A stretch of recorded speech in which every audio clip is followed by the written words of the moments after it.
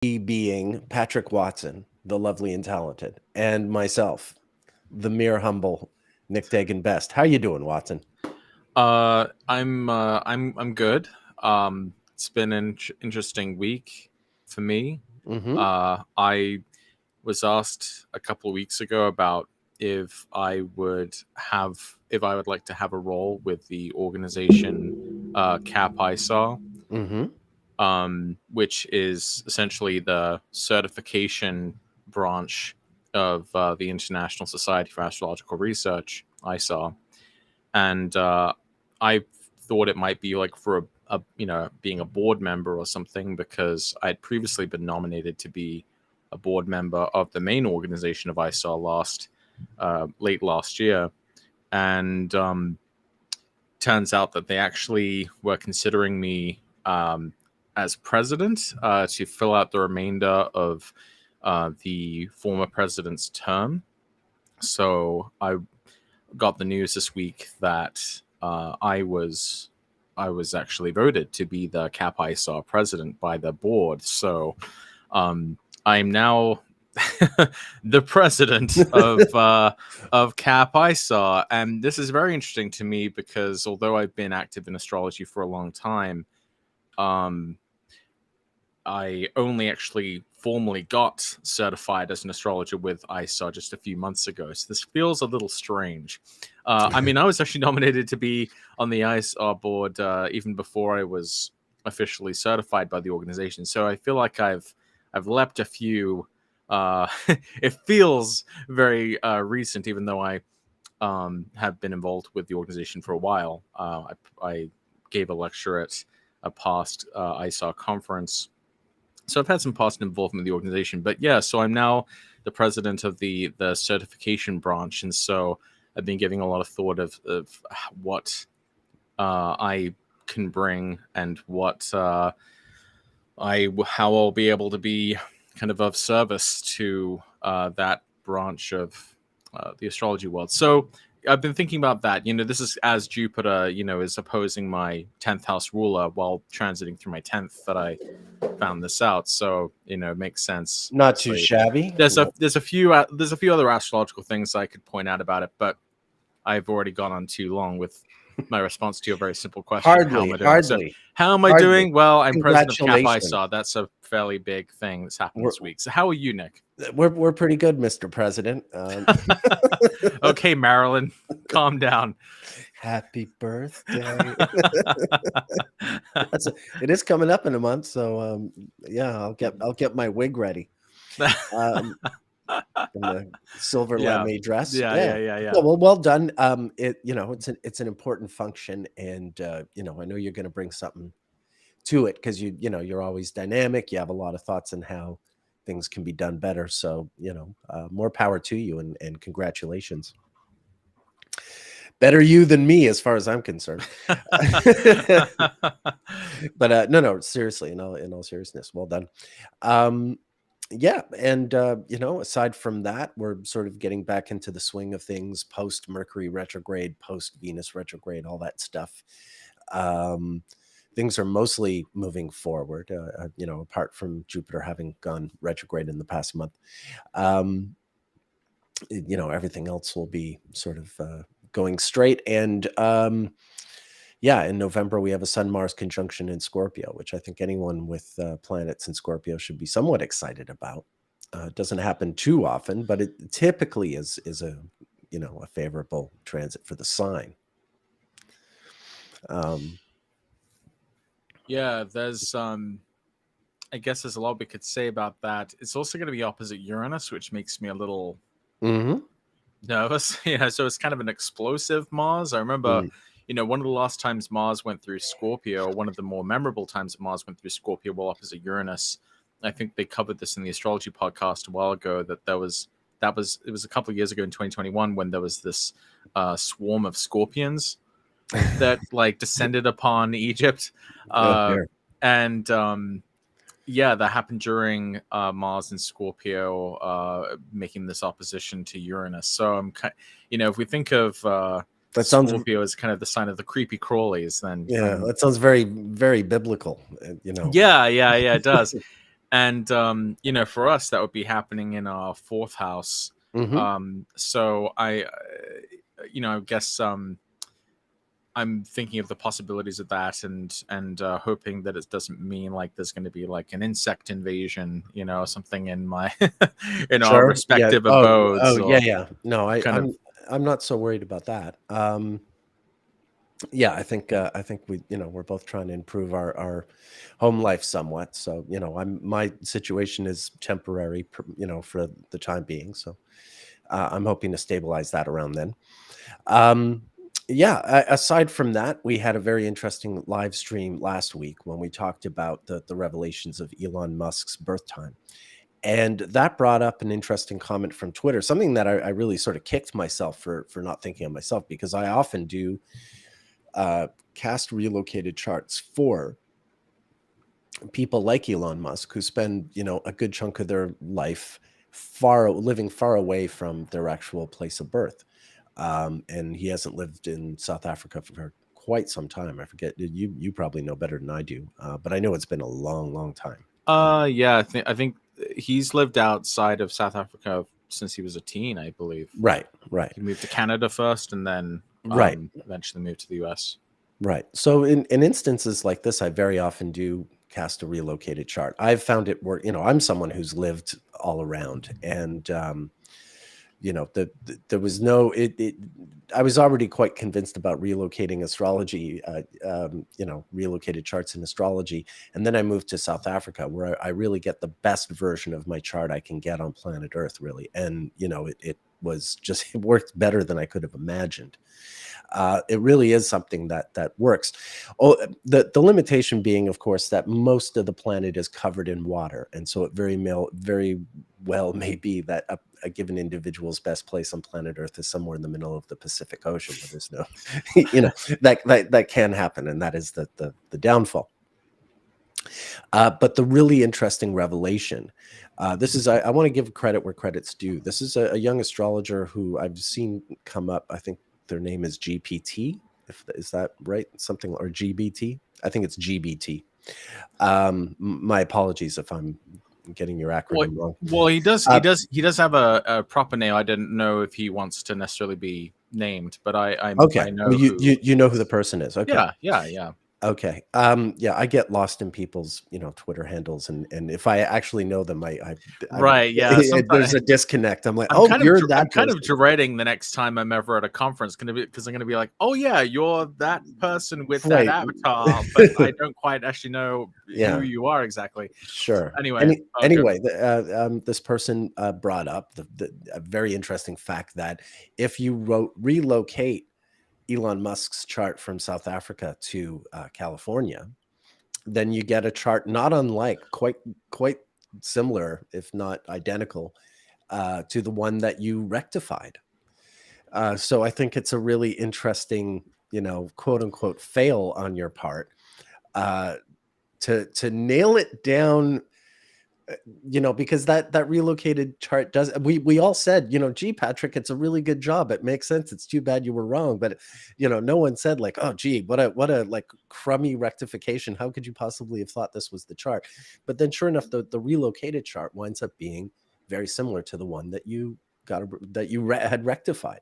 So you were wrong, but you did show a sort of an adherence to, like, a consistency and an adherence to a model, that I think served you better than maybe you're willing to give yourself credit for. Now, you're not such a big fan of relocated charts. That's the irony here.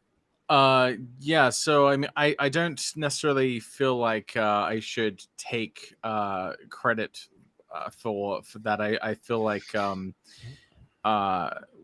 Okay. something that is kind of interesting though is when I did my original. I don't know if I actually wrote this in my. I'm looking through what I had actually written, but um yeah, basically my objection to relocation, to relocating charts, is more conceptual. It's more fundamental. Mhm. If basically, it's as above, so below, then your birth happened where it Yeah, happened. sure. And, there are so many, there are also many like location specific dimensions to astrological prognostication that are based on where you're born, such as looking at the ascensional times, which is Hmm. dependent on your latitude, and of course the angles, the most sort of prime part of your chart that the most some of the most individuating or individualizing factors for your natal chart are based on that precise location. And so I think that one needn't necessarily completely rearrange the chart to still be able to tell that there may be certain qualities associated with certain places if you were to just say look at the astrocartographical features of a given place. Because the other concern I have is then that if you relocate the chart, that would change all of the house rulerships, and theoretically that would just change your destiny. And I guess it depends on how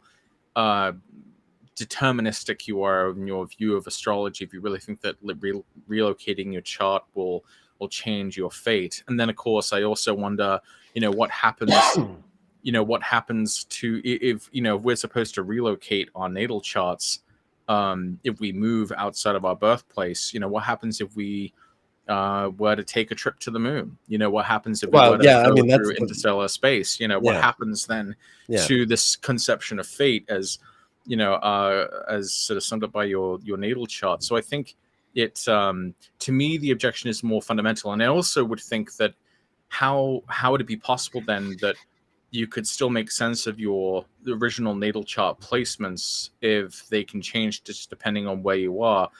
To me, what seems like the more reasonable sort of accommodation is that um, because when you're looking at your astrocartographical lines, you're looking at where the planets were in relation to the horizon at a given point on Mhm. Earth at the exact time you were born. So even that is somewhat still contingent on where exactly you were on Earth when you were born. And I think it's reasonable to say that, at least from the astrological perspective, it's reasonable to say then that perhaps those different places have some of the qualities of the planets which were rising or setting or culminating or anti-culminating at that time. Um, I'm much more hesitant to say that supersedes the primary or initial conditions. To me, basically, the natal is king, and Mhm. so it's difficult for me to um, conceptualize the hierarchical or the Sure. relative importance of a relocated chart relative to the natal. And so I don't know if I'm making sense here, but basically my objection is not that you might not be able to make some kind of sense out of your relocated chart. I'm not arguing this on a chart by chart basis, or oh, look at this makes sense. I'm just arguing on a much more fundamental and conceptual basis Mhm. that I don't quite um it's hard. That's why it's hard for me to give a really full-throated kind of defense or Sure. support for relocating charts. Yeah, no, I mean, it's the center of the argument. Like, I mean, I absolutely think the nativity is the core, the center, the basic thing around which everything else revolves.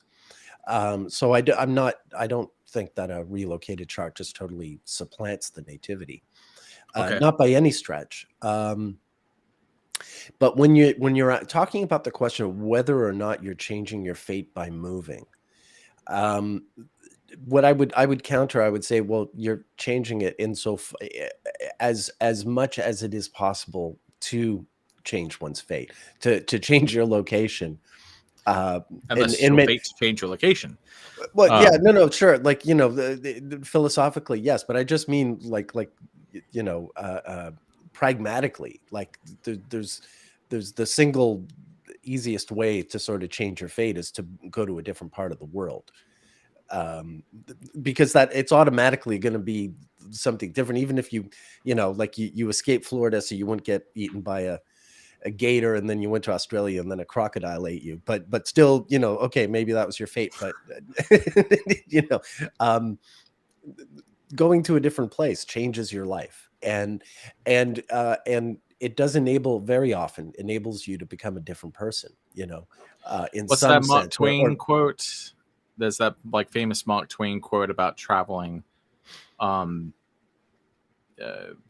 when you, I'd have to look it up. Maybe someone knows what I'm talking about. There's like a famous Mark Twain quote about how when you travel somewhere and you come back, then you've changed. yes, And everything has changed when you've come back, and suddenly, or it might be a quote about how like the single greatest cure for prejudice is to yeah, no, travel. that's a good one. Maybe is something Yeah, along those lines. yeah. Someone I'm I sure in mean, the comments will correct me. yeah. So someone in comments is like, if you change your fate, if you move and therefore change your fate, what happens if you move back? Look, I'm just making the basic argument that like if you're stuck, if you're stuck in a city and the circumstances are unfavorable and there's not much you can do about changing those circumstances. If you do go to a different, city or a different part of the world and you encounter different circumstances that are maybe easier or maybe harder than where you were, but either way, like it was in many cases your one path of actually doing something about your situation. um that's all I mean. So Right, I don't want to get right. into some deep like theoretical Well, rabbit see, hole. It's well, not. to me, that's the whole, that's the whole point of my objection, though, is Oh, no, sure, that sure. theoretical underpinning. What, like, um, well, oh, I think someone found the quote. Travel is fatal to prejudice, bigotry, and narrow-mindedness, and many of our people need it sorely on these accounts.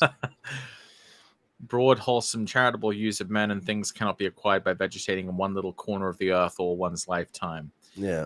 Yeah, I But, think mean, there was another one though the, about how you've changed when you come back from someplace. But it's the funny thing about Twain. Like he had to travel.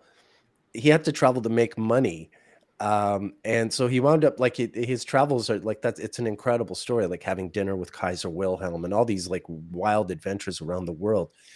But the whole thing was he needed money for his family, and so that was the only reason he did. He really didn't want to do this speaking tour. He had to travel around the world. And the funniest part about this, the reason he ran out of money was he invested like all his money for someone he knew, a friend of his, I think, who was building this like elaborate modern printing press that just never got off the ground.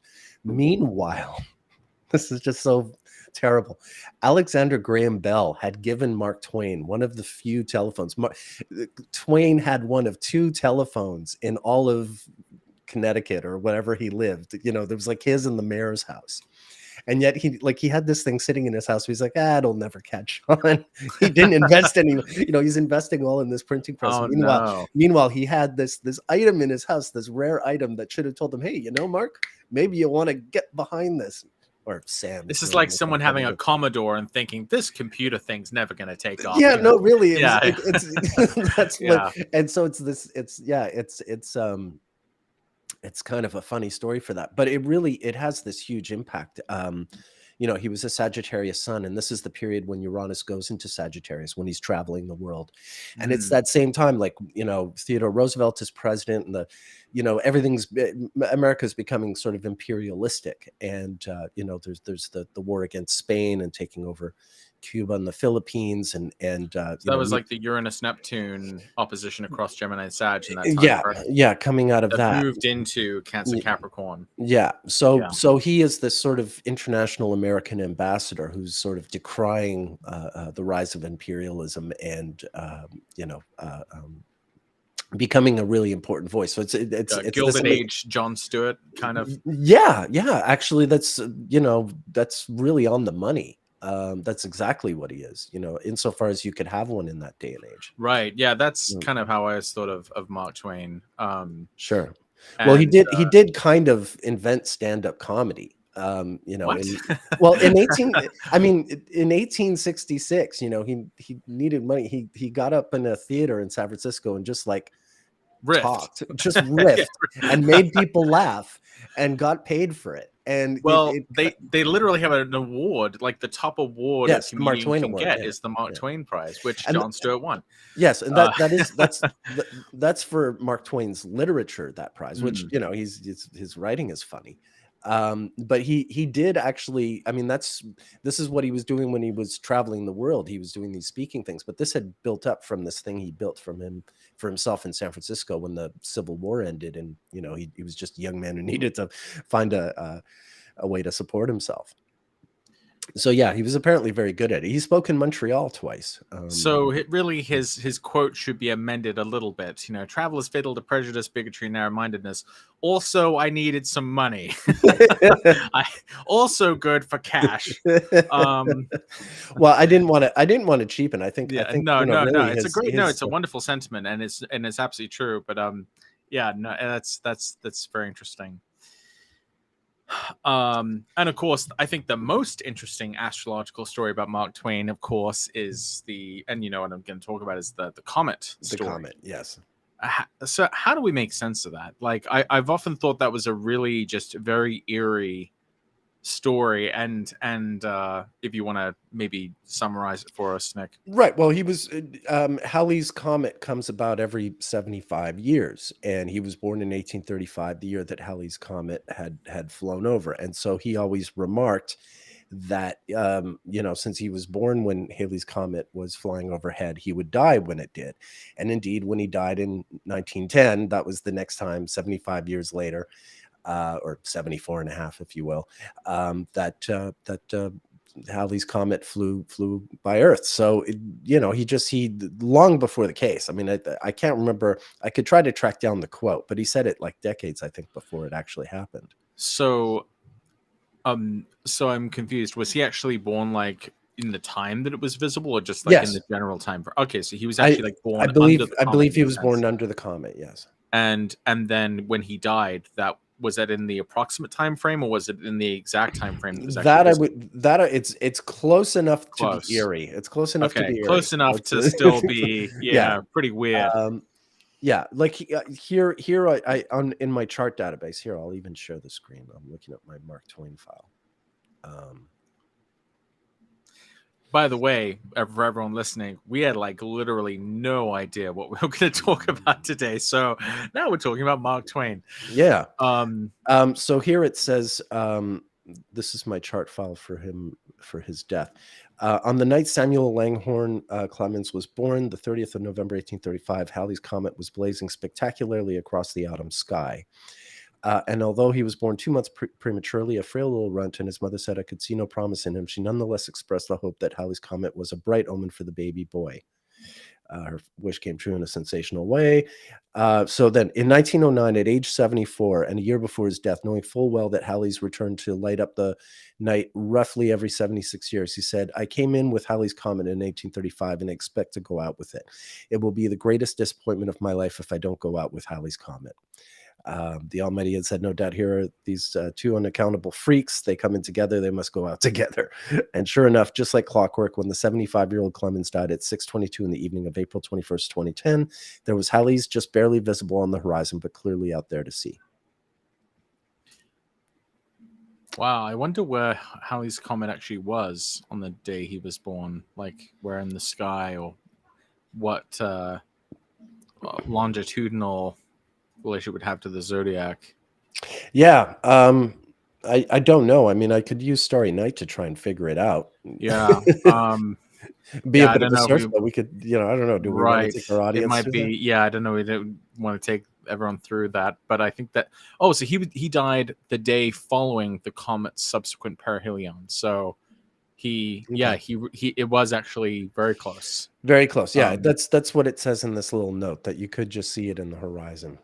So I wonder then if there's like what lore exists on comets in the astrological tradition. We know the Babylonians took everything into account, even the weather. Yeah. No. I mean, they were absolutely seen to be omens, but we're just, you know, we're not used to looking at them and interpreting them in that way. Right. Yeah. Actually, that's kind of interesting. You know, I thought the idea of the Babylonians of like looking at the weather on the day you were born as kind of an omen for, you know, life was really interesting. So I've actually looked back, because I was born in the UK, the Met Office, the meteorological office of the UK, they have extensive records going back, and so I was able to get kind of a pretty granular rundown of the weather, like at the time that I was born.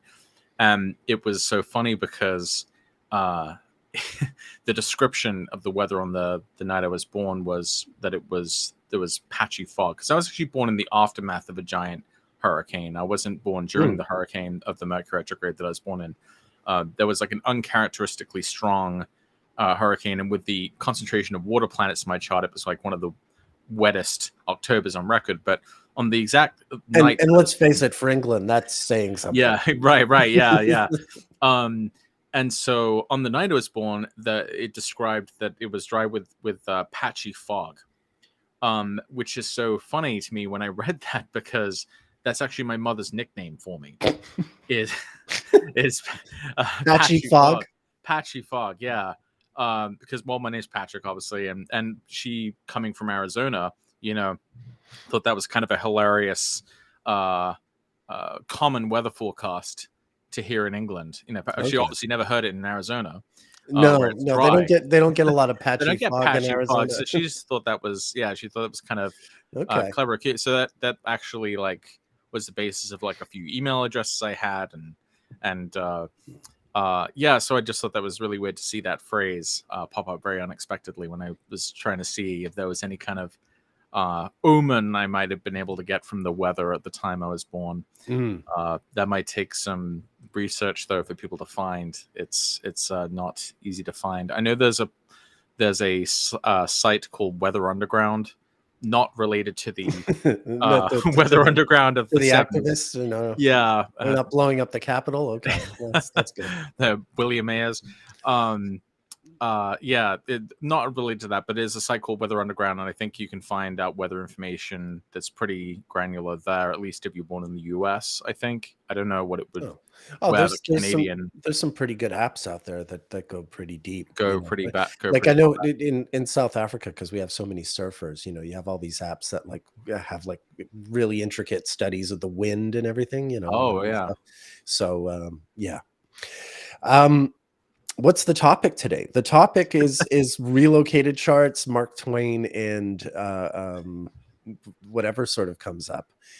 We can even talk. I've got a chart file in the Weather Underground. I even emailed one member of the Weather Underground for their birth time, and they responded. Oh wow, really? Yeah, it's in Astro Data Bank. We can talk about any old thing. We can talk about Mark Twain and how he objected to imperialism when Uranus was conjunct his sun. I don't know. What do you think? Maybe we can respond to some of the questions here. Sure. Rebecca Johnson has commented this a couple of times. She says, I'm not sure what you guys have planned for today, but could you briefly go over some 7th house placements and what they could mean, like 7th in the 3rd or in the 4th, etc.? Yeah, I mean that's kind of abstract and and cookie cutter. I mean, these things always mean a thing, but the context is always in the nativity, and I mean, how many examples would you want? Well, in general, the way I conceptualize it is the ruler of the 7th house actually represents the person it represents the character of the person that you might be drawn to as a partner, and the house position can show a particular area of your life that they affect, and sometimes the area of life that they're from. So it can sometimes indicate the manner in which you may come into partnerships or your characteristic experiences with that person. So, for example, without going into too much depth, at least like with my own chart, the ruler of my 7th is Saturn in the 5th house of creative pursuits, of young people, children. And so I met my wife through a choir that I was the pianist for. I was the accompanist for this like pop choir or something. And she also had a child from her previous marriage. And so that was part of, that was kind of, so all of those sort of 5th house topics, like we met as part of like this, being part of this, creative arts ensemble thing. And so those fifth house topics were extremely important for the setting kind of the location of how this topic would arrive in my life.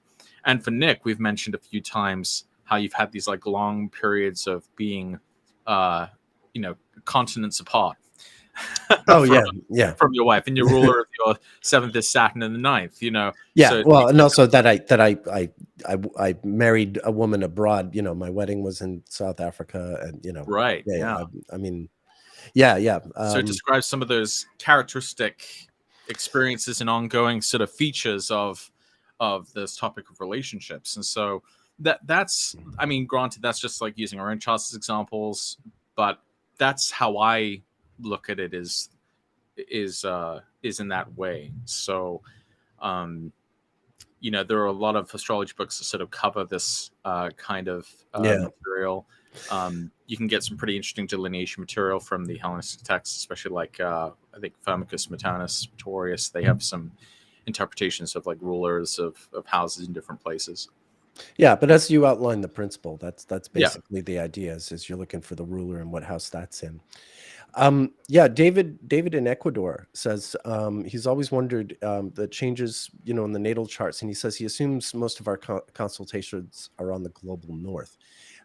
Yes, but I did live in the global south for 6 years, did a lot of consultations for people born, around Southern Africa, not just people born in South Africa, but I read charts for people born in Zambia, Zimbabwe, Mozambique, a lot of different African countries, particularly in the Southern Hemisphere.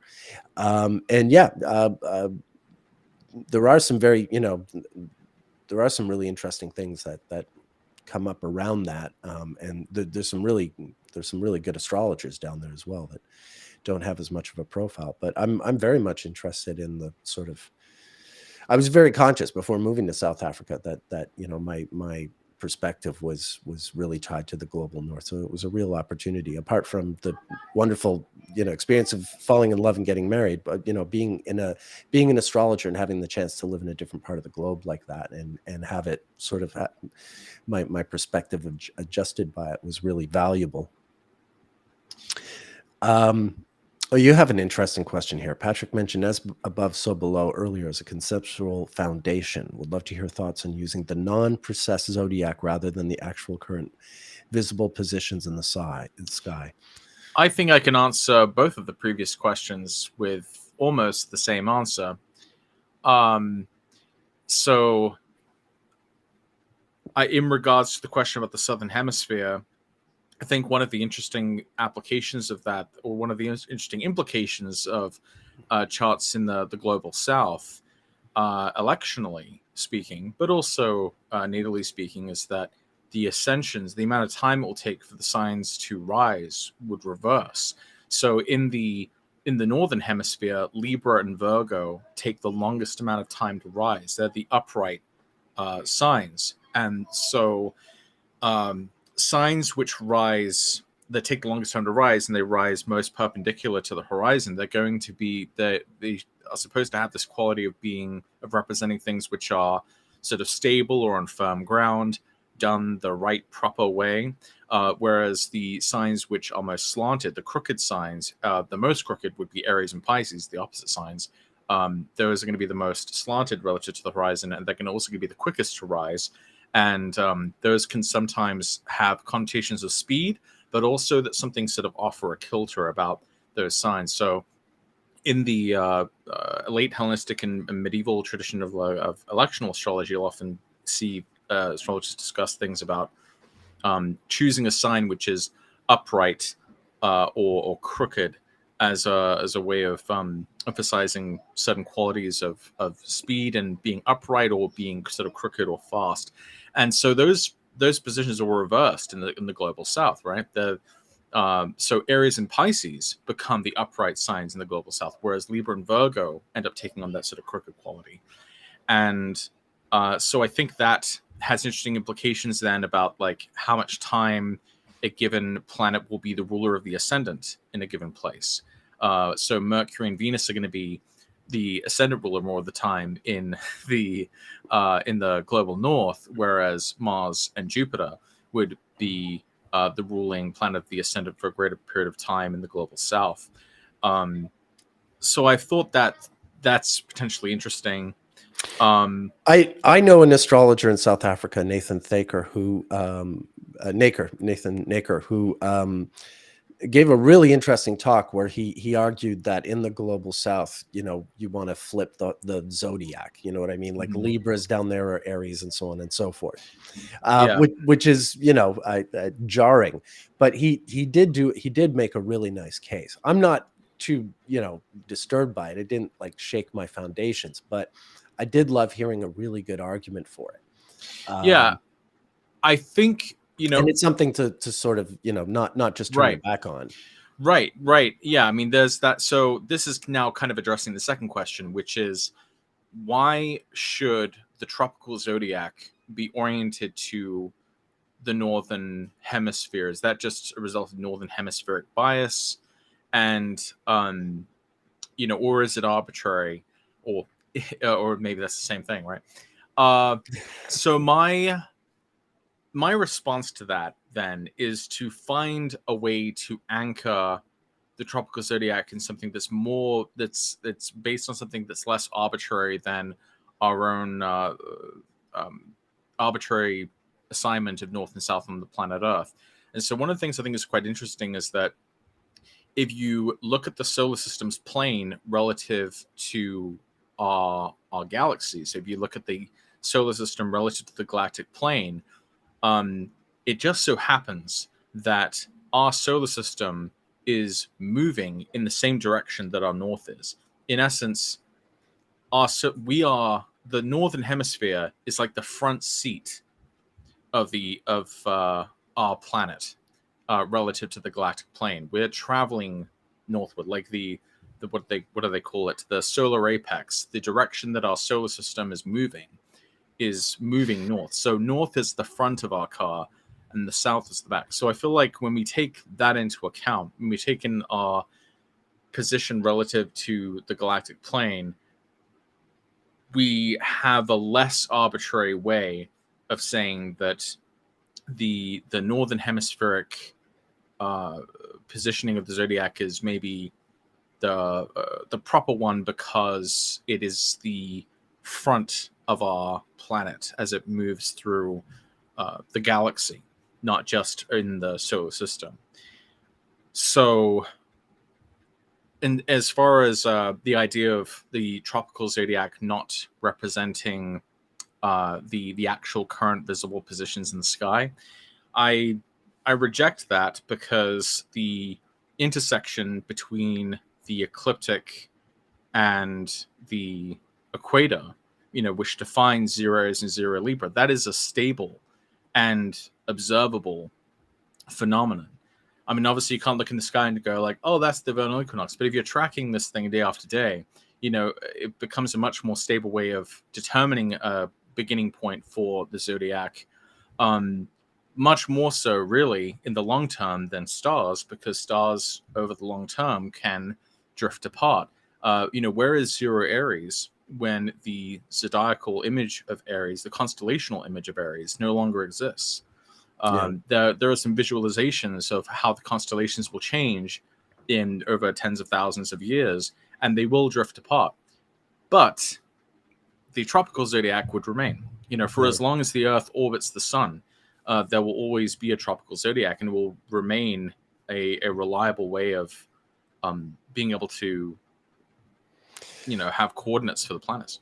It's a tiresome old argument, frankly. I mean, the one thing people can't seem to get their head around is that the constellations, we named the tropics after where the constellations were when the tropics were named. But even to this day, when we drove up from South Africa to Namibia, and we crossed the Tropic of Capricorn, there's a big sign there saying Tropic of Capricorn. The people who put that sign there are no more, pseudoscientific than astrologers. Like, it's, they know, the people who put the sign there know that that the solstitial point in December, does not intersect with the constellation Capricorn, but it's called that, and they have no trouble calling that on maps and on road signs, and so it's To be fair, to be fair though, some of this confusion is inevitable because we're still using those same names.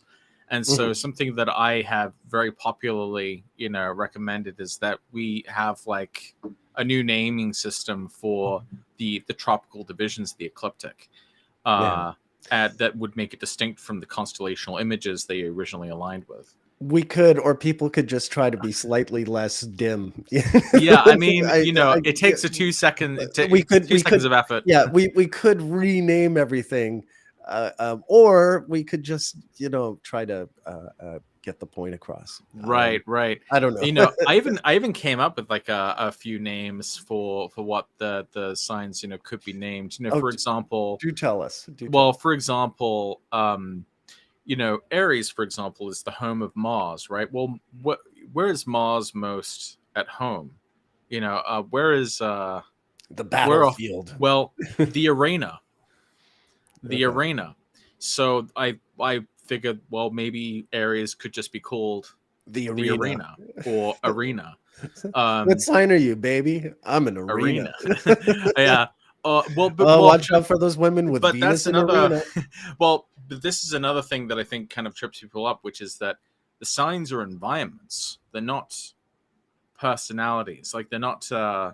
nouns. No, they're places. They're They're places. They Yeah, are yeah. environments. So Mars is the noun, right? Mars is the subject. Yes. Mars is the soldier or the gladiator or the the battler, and the arena is where they are at home. Yeah. That's where you'd expect to see a sword wielding dangerous person, is in the battlefield or That's in the right. boxing ring or in that kind of martial environment. Yeah. Yeah. And so that's why Venus is out of place, in the arena, Sure. right? What's the model doing Yeah. in the What? boxing ring? Right. Okay, they look flashy, they can't punch, right? Yeah. They're going to mess up the makeup. It's not it's not a typical place you'd expect to see I'm that. pretty sure. I'm pretty sure I could have beaten up Marilyn Monroe. I mean, let's keep the sorry, that came women out the wrong beating way, to but a minimum. yes.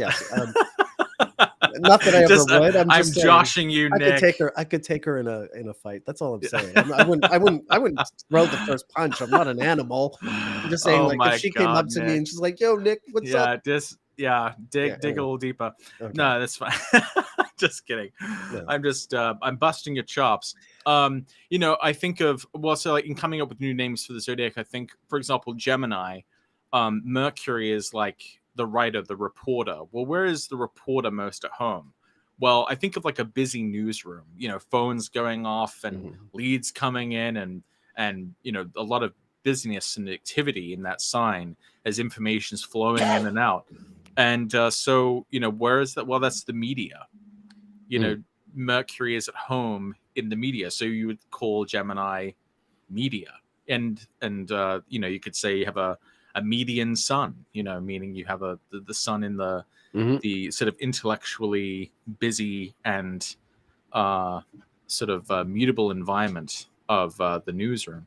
In any case, so a lot of my other ideas for the names of the signs, kind of follow a similar sort of thing. And I tried to sort of find words that had sort of a Latin or Greek kind of history, to sort of make it sound more like official, which is, my, I guess, Western civilization centric bias, Sure. showing. Yeah. So that's not necessarily an ideal solution, but we could always like have them just like named sectors, numbers for them or something. But that's kind of loses some of the connotations we have. That was one of the reasons I assigned numbers and letters for the Venus, synodic map, because if you give them names, people will get too, it's like babies when you dangle keys over them. They get a little too sort of hypnotized by the symbolism, and you really want to get across the point that no, this is a space where planets come and go. In this case, Venus, and I think sometimes that's part of the problem I think we have with the whole correlation between the sidereal and tropical zodiac is when we use the constellation names in the tropical zodiac, they have this they have this appeal that gets you a certain distance, you know, like with sun signs, with like saying, oh yes, Leos are like cats because they're proud and like to show off, or this and that, and it'll get you a certain distance. But if you think you can sort of carry that way of operating into sort of you know, more advanced astrology, you're going to find that's baggage you're going to have to drop on your way forward at some point. That's Although it's also weird how sometimes the zodiacal symbols make sense. Like we just talked about earlier about how Mars and Scorpio opposite Uranus was a sure, yeah, Scorpion no, you get those infestation. It can moments. be. You So get you those get moments. to, and they still overlap, a little bit. It's just a little bit. But the divorce is coming. The tropical and sidereal zodiacs, they are barely hanging on. They're staying together for the kids. But eventually the kids are gonna move out, and they're gonna have to divide their assets and But by the decide time what that's belongs to what. yeah, by the time that's fully separated, I hope humanity and astrology will have made, a significant leap in Well, their. yeah. I mean, But who I knows? think it's kind of up to. I mean, not to imbue ourselves with so much importance, but I do feel like we have to be starting to think more seriously about not just saying that both can work, but more precisely why or Yeah, in which ways, right. or like Yeah, what belongs to what. Like, because I think there are certain things that belong to different paradigms. Like, obviously, the seasonality and the idea of like ascribing those kind of seasonal turning points to qualities of the signs, and that's actually the same whether or not you're northern or south of the mm, equator. Because uh, even if right now the south is experiencing the beginning of spring, it's still the same kind of turning point. It's still a cardinal, sure. point. No, it Um, is. Yeah, even though we're experiencing the beginning of autumn here in the north. So like cardinal signs, fixed signs, and immutable signs, that those qualities of the signs are absolutely tropical. Like that's much harder, I think, to transplant into a yeah, sidereal context. That's not really applicable.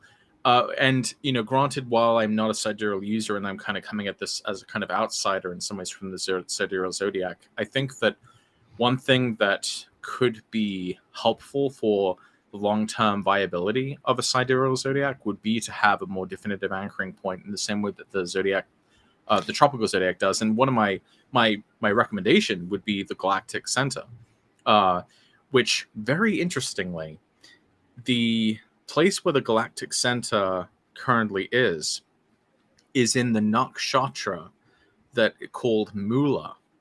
I think that's how you pronounce it, yeah. which means the root, like the root of a Mm. tree, and that's the the center of the The galaxy. Now I don't galactic. know if that's just a coincidence Well, or if maybe they knew, because we my didn't know that that was the center of the galaxy until the 50s, at least in the West.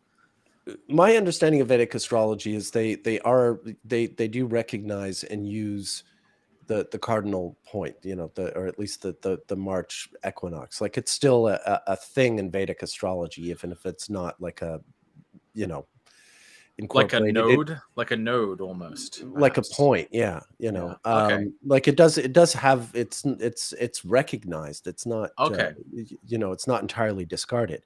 My favorite argument for the sidereal zodiac against the tropical one. This is like a little haiku. I can't. Well, it's not a haiku, but this kind of thing. To remind myself before I get overly attached to my system just because it's mine. Um, in the sidereal zodiac, Charlie Chaplin has Mercury in Pisces, while Hitler has Mercury in Aries. Um, Tropically speaking, they both have Mercury in Aries.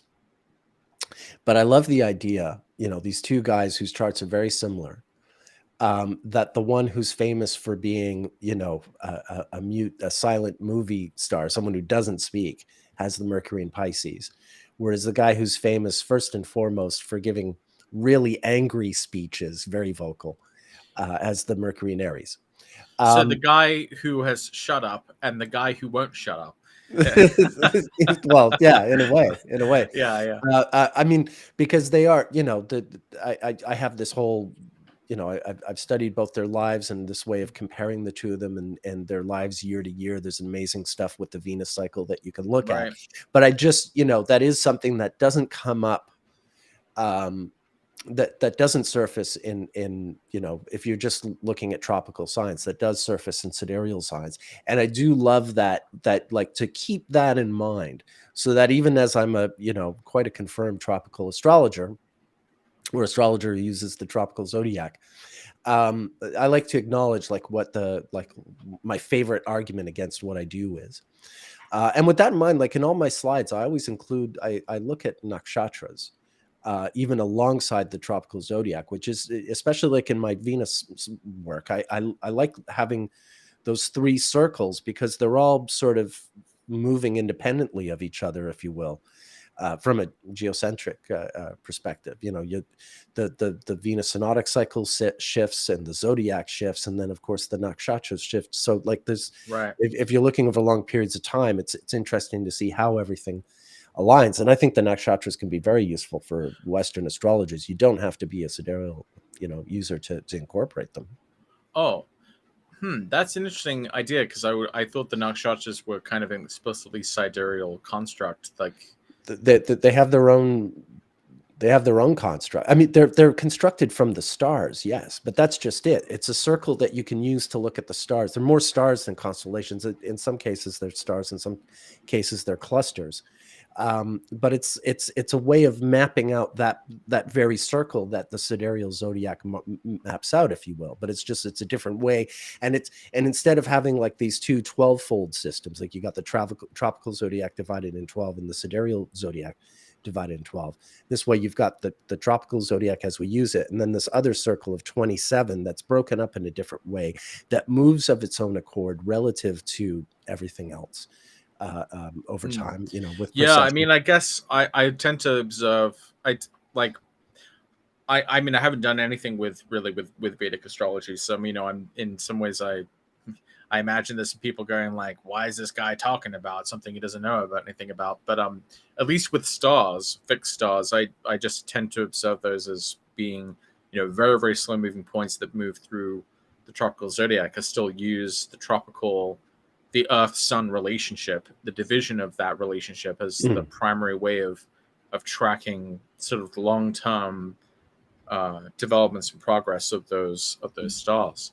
And I would think that in the long term, perhaps the passage of different fixed stars through different tropical signs would contribute to different qualities that tropical sign would have in different eras. So maybe, pardon me, with maybe Leo is always a solar sign, but maybe in a different era where you had Stegosaurus walking around. Maybe Leo is a more maybe with those other stars would have been present in Leo at the time. Maybe that's a different type of Leo, a different type of tropical solar sign, sure, as opposed to being a cat feline like sign, right? That's obviously back in the days when Antares was in Leo or whatever. And maybe there were maybe like, so I mean it's shades of difference, and it's in some ways it's kind of impossible to truly differentiate, because we'd be comparing completely different eras where we have no I just mean like insofar as like the distance I've gone so far studying the Vinousnotic cycles, where I'm looking at 300-400 years of history, and just to that extent that I can track what precession we've had over time, and when I'm looking at different charts, in the same way that today a red 5 Venus cycle, you'll get people with the sun in Leo. 400 years ago during a red 5, you could get someone with the sun in Scorpio, but similarly the nakshatras could be just slightly different in place to place, where they were 400 years ago as opposed to where they are today. I'm a prime candidate really to become a sidereal astrologer, because my sidereal chart looks a lot better in many ways than my tropical chart.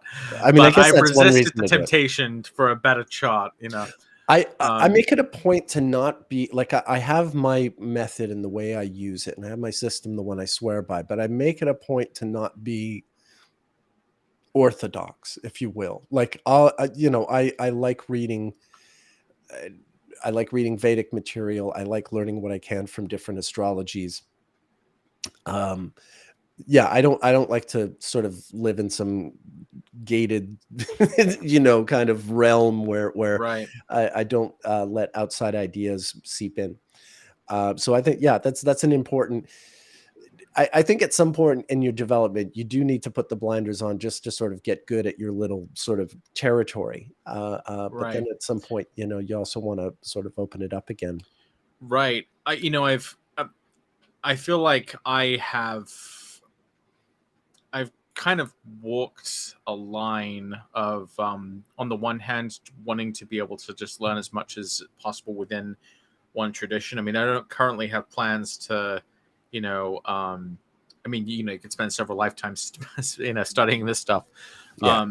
But I haven't had plans to like try to go into a different area of astrology just yet. But I think the one thing that I think I do, which you actually really are the person that sort of opened me up towards, is, as people know who've heard me kind of describe my journey in astrology, really, Chris Brennan and Nick, were my kind of really Parents. closest thing to, yeah, my kind of astrological mentors. Chris is my big brother, and Nick is my astrological father, and they both have had a huge impact on my own sort of astrological approach. Nick is the person that I kind of have this, rather, Chris is the person I sort of have this appreciation for, the sort of historical and ancient tradition of astrology that is really the kind of cornerstone of a lot of my astrological work. But I also recognize that there's also this assumptionless astrology.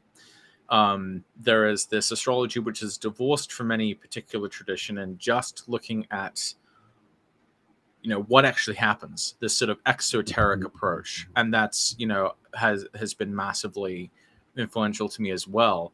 Like, so even though I know, like, okay, we have perfections, we have house rulerships, and we have these sort of technical things in astrology that tell us one thing should be one way, I also have this awareness at the same time, and it's almost contradictory at times, but like knowing, like, okay, even though this is not like a perfected transit, this person's born at a Jupiter Uranus conjunction, and another Jupiter Uranus conjunction is happening here. Like, that's a Right. recurrence transit, even if there isn't like a direct line of sight or aspect or anything. We just know it's part of this. Part of the way astrology operates is through these kinds of recurrences and repetitions and phases repeating that have sort of similar qualities. And I think parts of these things are baked into the astrological methods and techniques that we have, but other things are just kind of their own thing. I mean, you could almost have an entire astrology just based off of Venus, for example. Yeah. And the Mesoamerican traditions of astrology kind of are like that. They're very kind of Venus centric almost. Yeah. Um, Probably just synodic cycles, generally speaking, but Venus being the brightest. Yeah. so so I definitely appreciate that, and I think there's so many mysteries still to be tackled there, and so much fruitful insights have come from looking at astrology in this sort of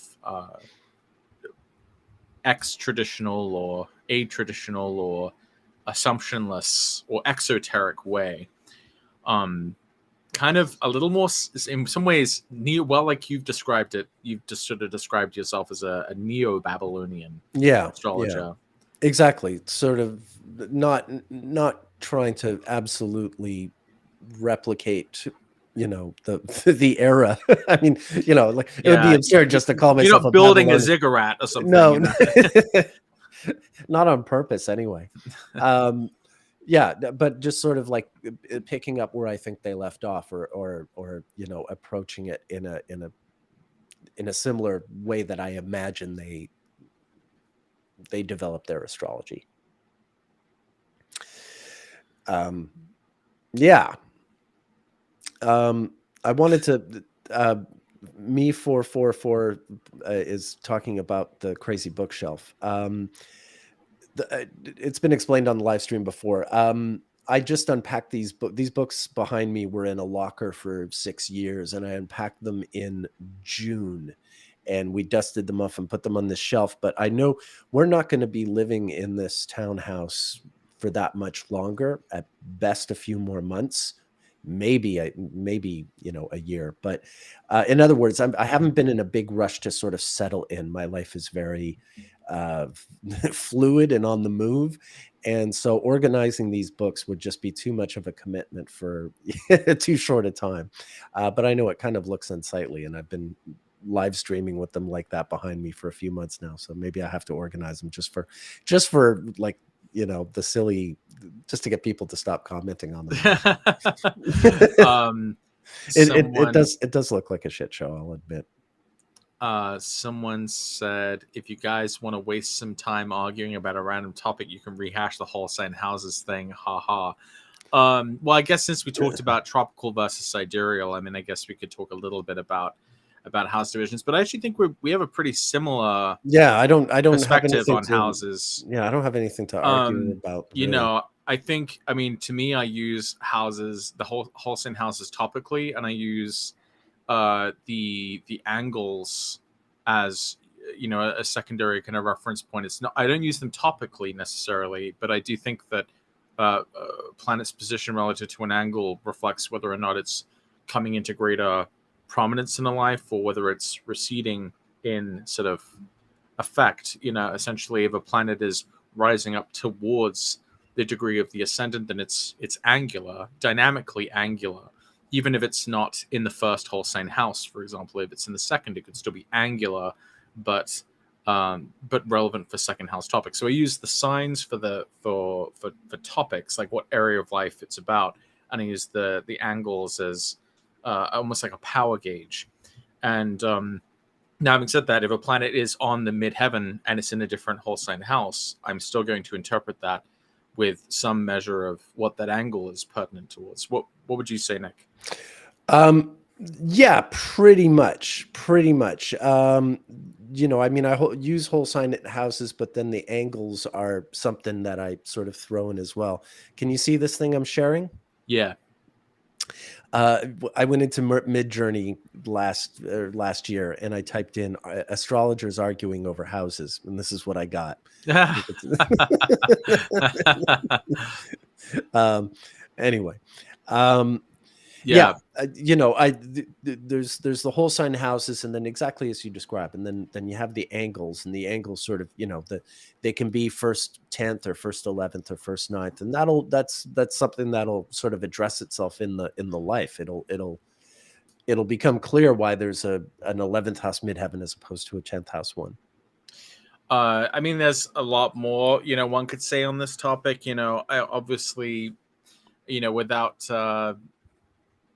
getting too into it, I do think that some of the claims that were made about whole sign houses that were not historically supportable, obviously I very strongly disagree with that. Whole sign houses existed regardless of whether or not honestly, I wouldn't have cared if Ms. Holding had released a talk just saying, like, I hate whole sign houses and here's why. I honestly wouldn't have cared. All right, fine. You don't have use whatever one you want. But I have only one thing to say on that matter. It's June of 1999, and I've just arrived in Cumberland, Maryland and I've just met Robert and Ellen Schmidt for the first time in June of 1999. Spill the tea. And there and then, that, like, as I met them, on that first day I ever met them, they were in the middle of this huge brouhaha with Deborah Holding over something they had written in response to something she had written about houses and whole sign houses. This has been going on for a long time, longer than some of you watching have been alive, I hate to say. Longer than when I was officially into astrology. You were 11 years old when in June of 99 when I went. I was getting pantsed in Germany while that was happening. Exactly. So it's been going on a long time, and that was my reaction to the whole thing coming up. It's like, It's just really, like, oh again? yeah, Oh, again. like, is it really just Right. 1999 again? Why don't we, like, I don't know. Right.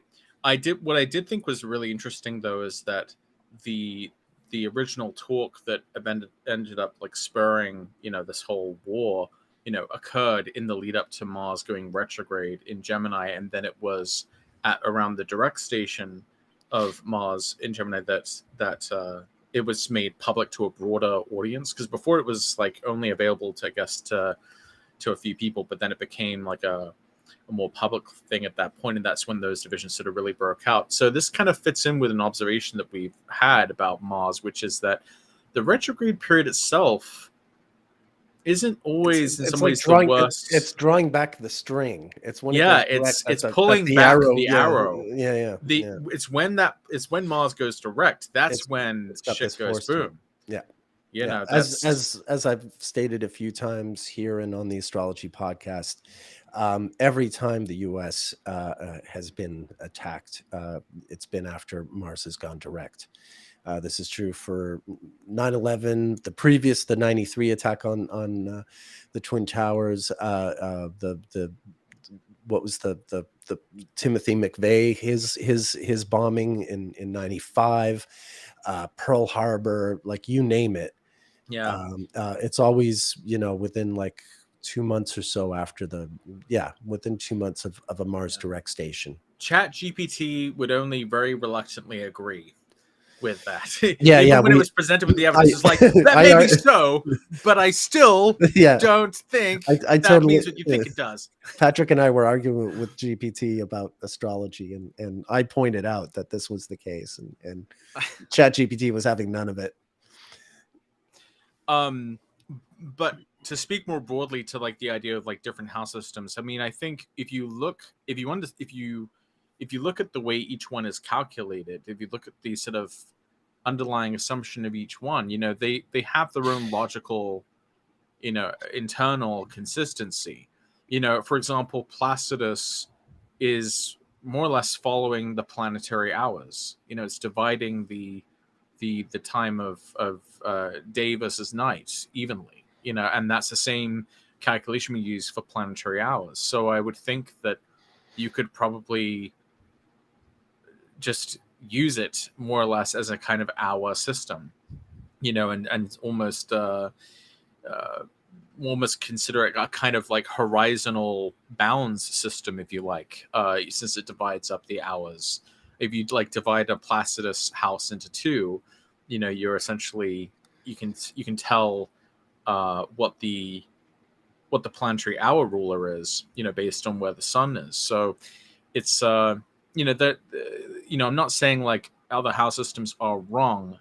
The only thing that I guess I'm sort of more positively stating is that I think that it still makes the most sense to me that the division of the ecliptic and its relationship to the horizon is what gives us the house meanings, and that the terrestrial frame of reference, as indicated by the the meridian and where that falls, is telling us a different piece of information. It's telling us how the ecliptic intersects with the terrestrial, and that perhaps those different frames of reference suggest a kind of default baseline of destiny versus some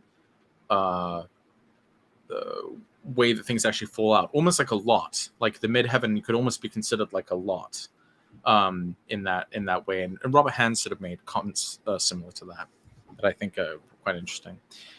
Yeah. Real Darko Art said, love the astrodrama, but I got to tell you, I don't love the astrodrama. It's such a waste of time and resources. And, people just go off and have your own work. And if you don't like each other, stay the hell away. It sucks up a lot of oxygen. The 6-hour burn session was truly, Chris Brennan's finest hour in some ways, finest 6 hours.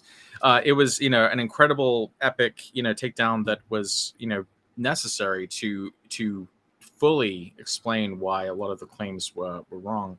And, obviously, there were going to be some people who disagree with that, but, and there were some people even trying to criticize him for the length of the amount of time he took to do this. But I think it was it was necessary, and I very much enjoyed watching it.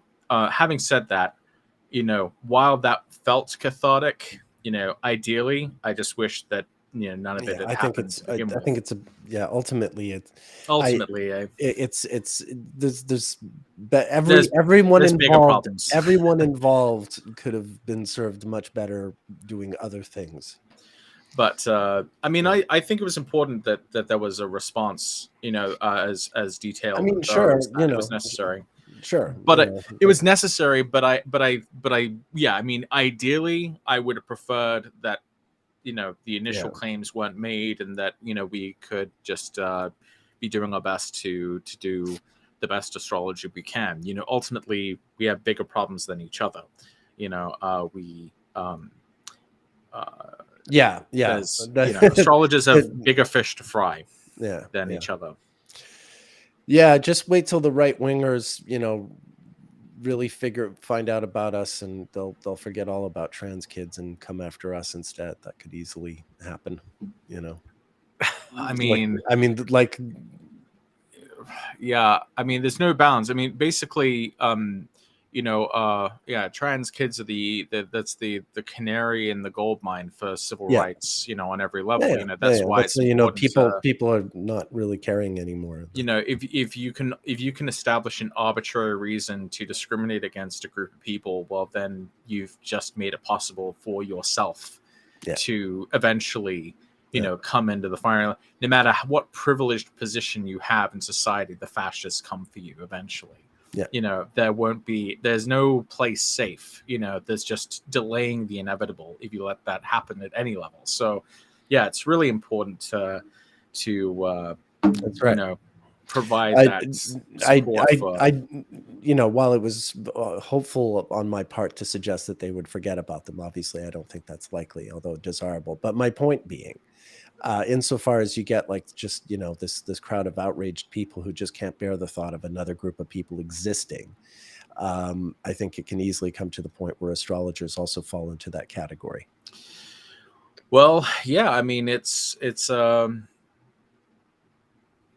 yeah, I mean, I don't like to think about that, but it's true. I think uh, I think we occupy such a strange space right now where astrology is sort of more popular than it's ever been, but it also kind of makes me nervous. Yeah, yeah, It makes me nervous. I feel like astrology has in some ways been safer on the fringes when it's not taken so seriously by broader society. And while I would like astrology to sort of, have, some respect, I also just know that, this is such a kind of radical proposition that astrology makes in some ways that, at least compared to the sort of mainstream assumptions of civil society. I mean, for example, if more people took astrology seriously, would they still believe in elections? Or would they believe in monarchies instead if they don't think their vote matters? Because it's all predestined. I mean, astrologers still vote, but if I sometimes wonder if it would actually be better for society if everyone actually took some of these things to the kind of logical extremes, because I feel like that would kind of result in like anti-democratic outcomes, small d, anti-democratic outcomes. But even though I am a slightly harder determinist, I still vote because even if I think that things are fated, uh, even if I know in the back of my mind that things are fated, I'm still destined to go through the experience of making choices and perceiving a kind of causality from thing to thing. So I still try my best well, yeah, to make the best choices I can, even if I know in the back of my mind that this is like probably already in the stars, as it were. right, right. Yeah, no, I mean, you can't just give up, obviously. um Mhm. but yeah, I I don't know what to say. I find the whole thing so irritating and pointless. So that's what I think. Um, someone said,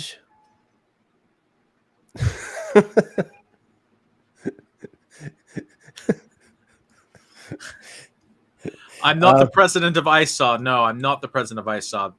That's Clarissa Dolph. No, he's the president of astrology. All right, No. and you will bow before him. Yeah, my wife has loved that. Call me the president. And No, to answer your question, sir, in order to get him on the show, I had to sleep with him. Okay, no. are you happy? Oh my God. Are you happy? Oh no, I'm the president. I am the president of Cap ISA. They had to, because of some legal reasons, they had to separate the certification branch of ISA from the main organization. So that's what I'm the president of. I'm the president of the separated limb of ISA that deals specifically with certifying professional astrologers. I haven't even had one meeting yet. Like this news just literally came out a few days ago that I was voted. So I've just been like reading the bylaws and just basically getting ready to hear about what the next steps are and meeting everyone and trying to learn everyone's names and figure out how or if I can be helpful. Obviously, my overall goal would be to just probably to update and help modernize the exams, improve the exams, and hopefully improve them in various ways. The ISAR exam, if I remember, it was like 6 hours long. It was actually quite hard. It was quite hard to complete. I needed every last second because there were a lot of written sections. This probably took me the longest. So I'm kind of interested in sort of crowdsourcing some ideas from the board. Did you have to do all that writing by hand, or are you allowed? No, it's on the computer. It was on the computer, and honestly, Okay. that was part of the reason why I was able to actually go forward with getting certified, because I'd actually wanted to get my certification exams done a long time ago, but a lot of them required that you had to go in person to like various conferences, and that wasn't really doable for me at the time due to cost and scheduling. I was still like a teacher at the time, so I just kind of put it off and put it off and put it off. And then of course it was COVID, and so I definitely wasn't going to be going anywhere then. And then they finally moved the testing online, so that's when I was able to get my NCGR. I'm glad they did that. Cert, and the CAP ISA cert, and I'm hoping they can do the same thing for AFA and the other one, so that I can because I'd like to. I'd like to be certified with all of the different organizations and kind of go as high as I can. I don't know why, just maybe to show off. No, but I think you to prove that I, sorry, go ahead. I was just going to say the value in taking those exams is how you learn and grow and studying for them and taking them. I don't, certification, schmertification, I mean, sure, it's useful, but like in terms of like, if you're really vested in the the growth and development of your skill and knowledge as an astrologer, taking the test I mean, obviously I'm joking about blowing off the certification, but it's the process, it's doing the task and completing it, how it changes you and how you grow. I think that's the value. When I did the NCGR exams, I mean, I was it felt like I was getting like a dose of steroids, of astrological steroid knowledge jammed into me. It was always like a huge leap that early on in my development. I mean, I think there's certainly that value to it. I think the other kind of critical component for this is because astrology has been left outside of academia for a few centuries now. There's not as concrete a way to say I really know what I know and that I have reached a sort of level of proficiency and I'm accountable to sort of some kind of standard. And a lot of people resist this idea because they feel like this can be perceived as like gatekeeping and not respecting the individual preferences or approaches of astrologers. I think there's some degree of resistance to the idea of standardization, but I think especially if we're anticipating potentially a more hostile environment as a kind of reaction to the mainstream popularity of astrology, then I think it's going to be more important that that astrologers regulate themselves, because I'd rather us regulate ourselves than be regulated by someone else. And I would prefer then that we, try to, be able. This is another way that we can kind of push back against the rise of scammers and fraudsters. Sometimes can try to pass themselves off as astrologers, and so it will a little bit of satin, a little bit of definition surrounding what an astrologer is, or what a professional astrologer should be able to do or should know is good. It's and I love astrologers. I think they're great people. You get some really interesting folks in this mercurial field as well. And I want us all to do really well. And I think one way that we can do that is by making sure that we, at some point in our studies, if we want to continue to, to be a professional astrologer, we should try to meet some standard. Because I think there's sometimes gaps in our knowledge that you sometimes don't anticipate, not knowing, because it may just not be part of your regular practice. But like, for example, a lot of astrologers should have some working knowledge of like various astronomical concepts, which are fundamental to understanding a chart. You shouldn't just know how to look at a 2D chart. You should understand what those things correspond to in 3D space. And sometimes skeptics kind of hammer astrologers on these kinds of things. And so I just want us to be able to be kind of resilient and prepared for a more critical environment potentially. So I mean, it sounds a little spooky, but we were just talking about astrologers being targeted by things. So no, it's absolutely. I mean, that's the reason why these things exist in the first place. We got orgs. You had the likes of Alan Leo and Evangeline Adams, being taken to court, and if those kind of things happened again, it would really help to have the power of an org behind you to help you with legal defense and logistical defense and all that. Yeah. You all right there? Yeah. I'm just reading through the comments. GF Martello, I'm super proud of passing NCGR PA level 1. You should be. That's a hard test. I grew so much over that period. I'm excited to go back and do more. Me too. Someone said, Barbara says, please don't change the suggested reading list as a student prepping for the test. If anything, it might be added to. But I mean, I'm still, this is early days. I don't exactly know. It'll take a while to institute all that, to even figure out what needs to be improved. How long is the term? How long are you president for? Until the deluge of planets through Aries in 2025. Oh, okay. That's the end of. It's a year and a half. Okay. That's the end of the former president's term, right, and at that point, I would face a general election. So then people would actually get right now. I'm just the replacement. I'm the Gerald Ford right now. You're the Lyndon Johnson, right? Yeah.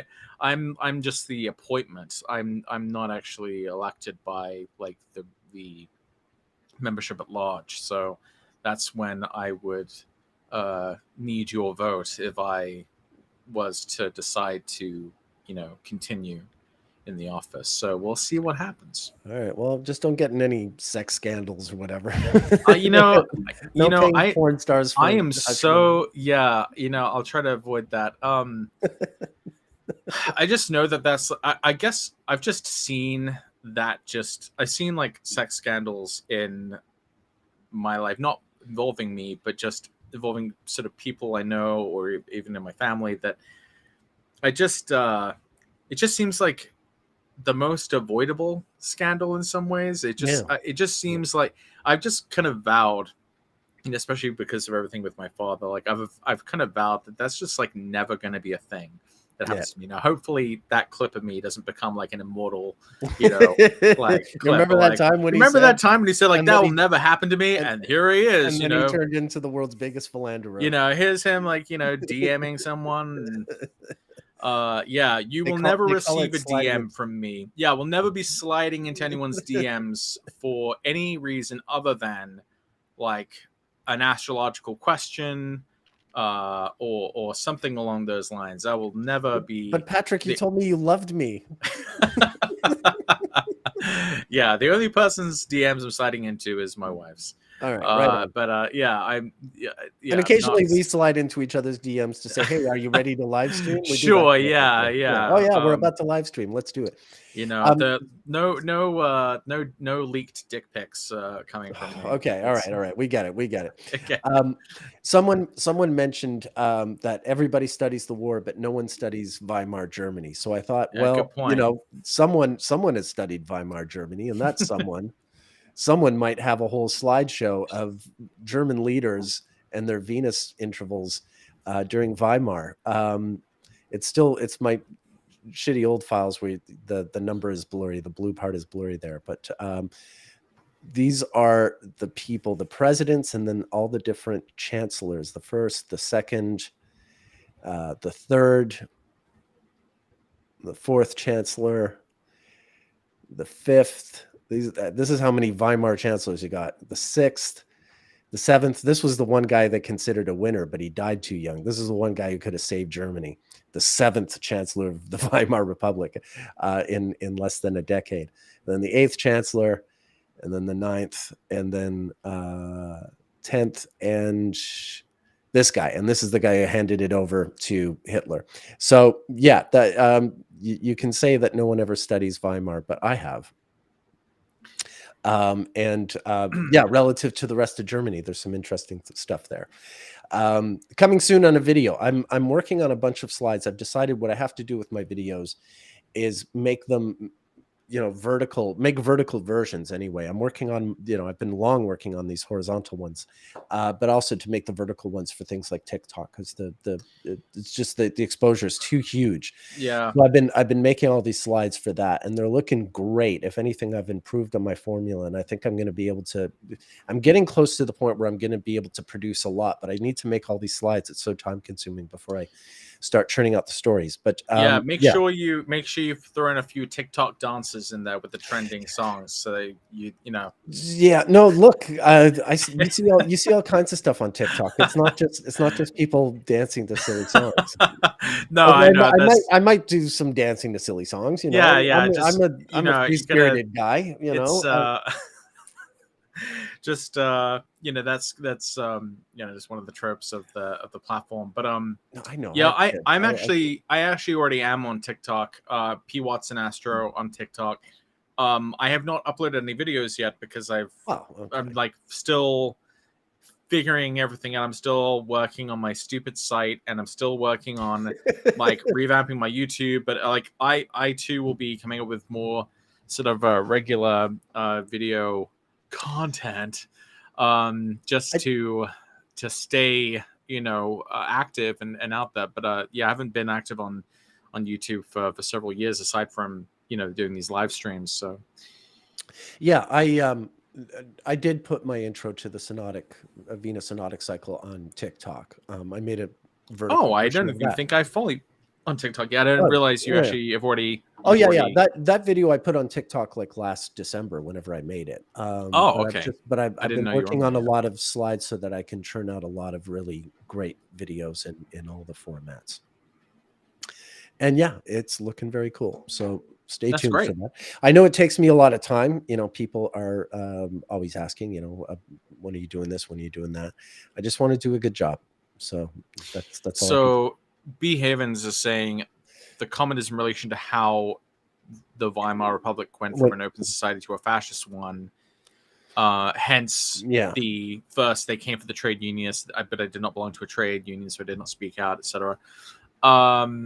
It's important. Like, this is the thing: if you study Germany as a whole, not just Nazi Germany or modern Germany or Weimar Germany, but even the imperial Germany, when you really understand how uptight these poor people were.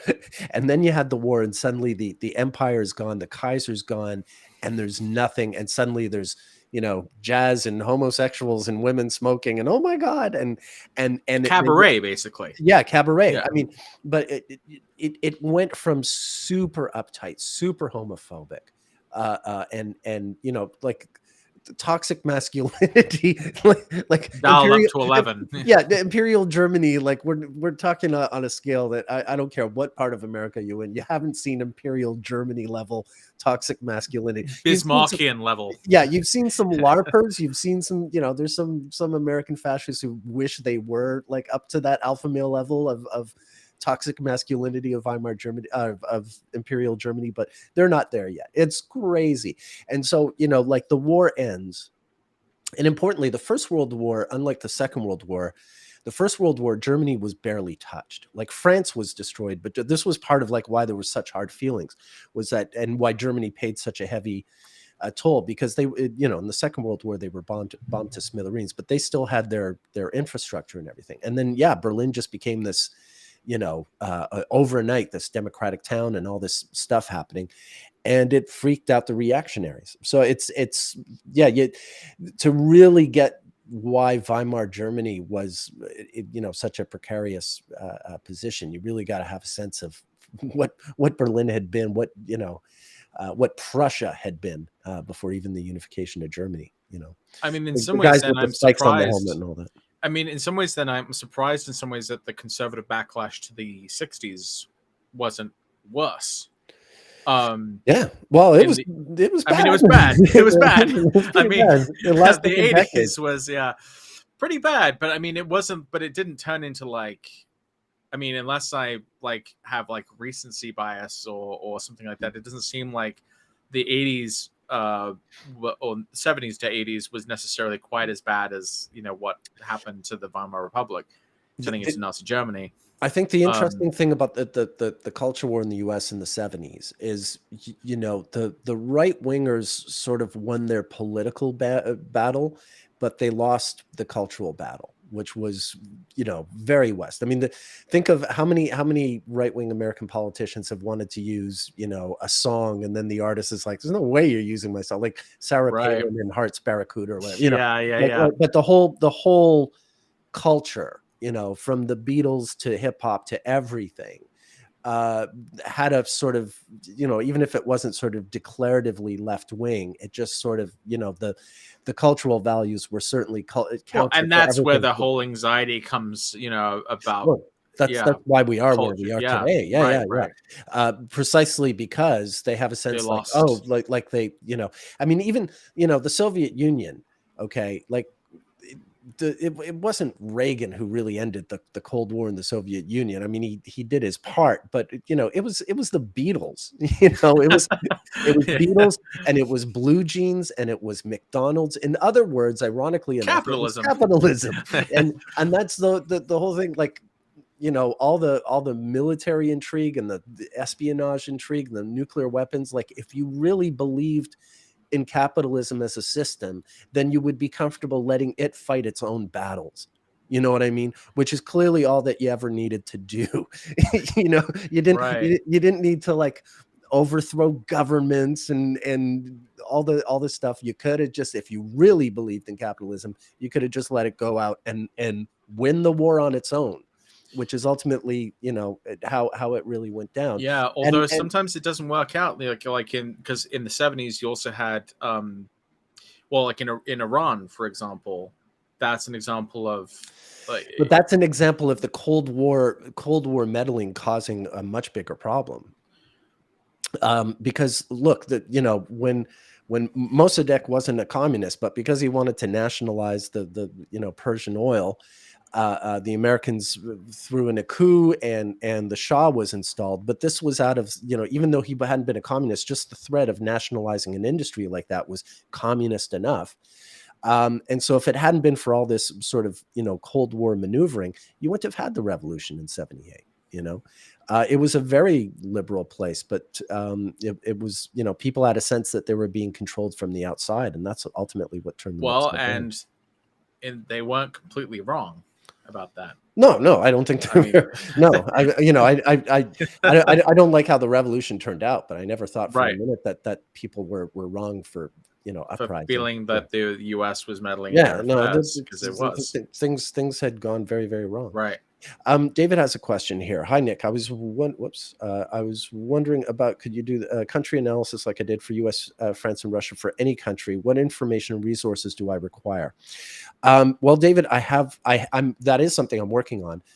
I have a lot of books. I mean, a lot of books, and I'm getting close to having at least, one good history of every country in the world. There's only like a few that I'm missing, but it's a slow and gradual process. But I've made more progress in the last couple of years than I'd made before. But yeah, it's just a matter, like I was showing you with Germany.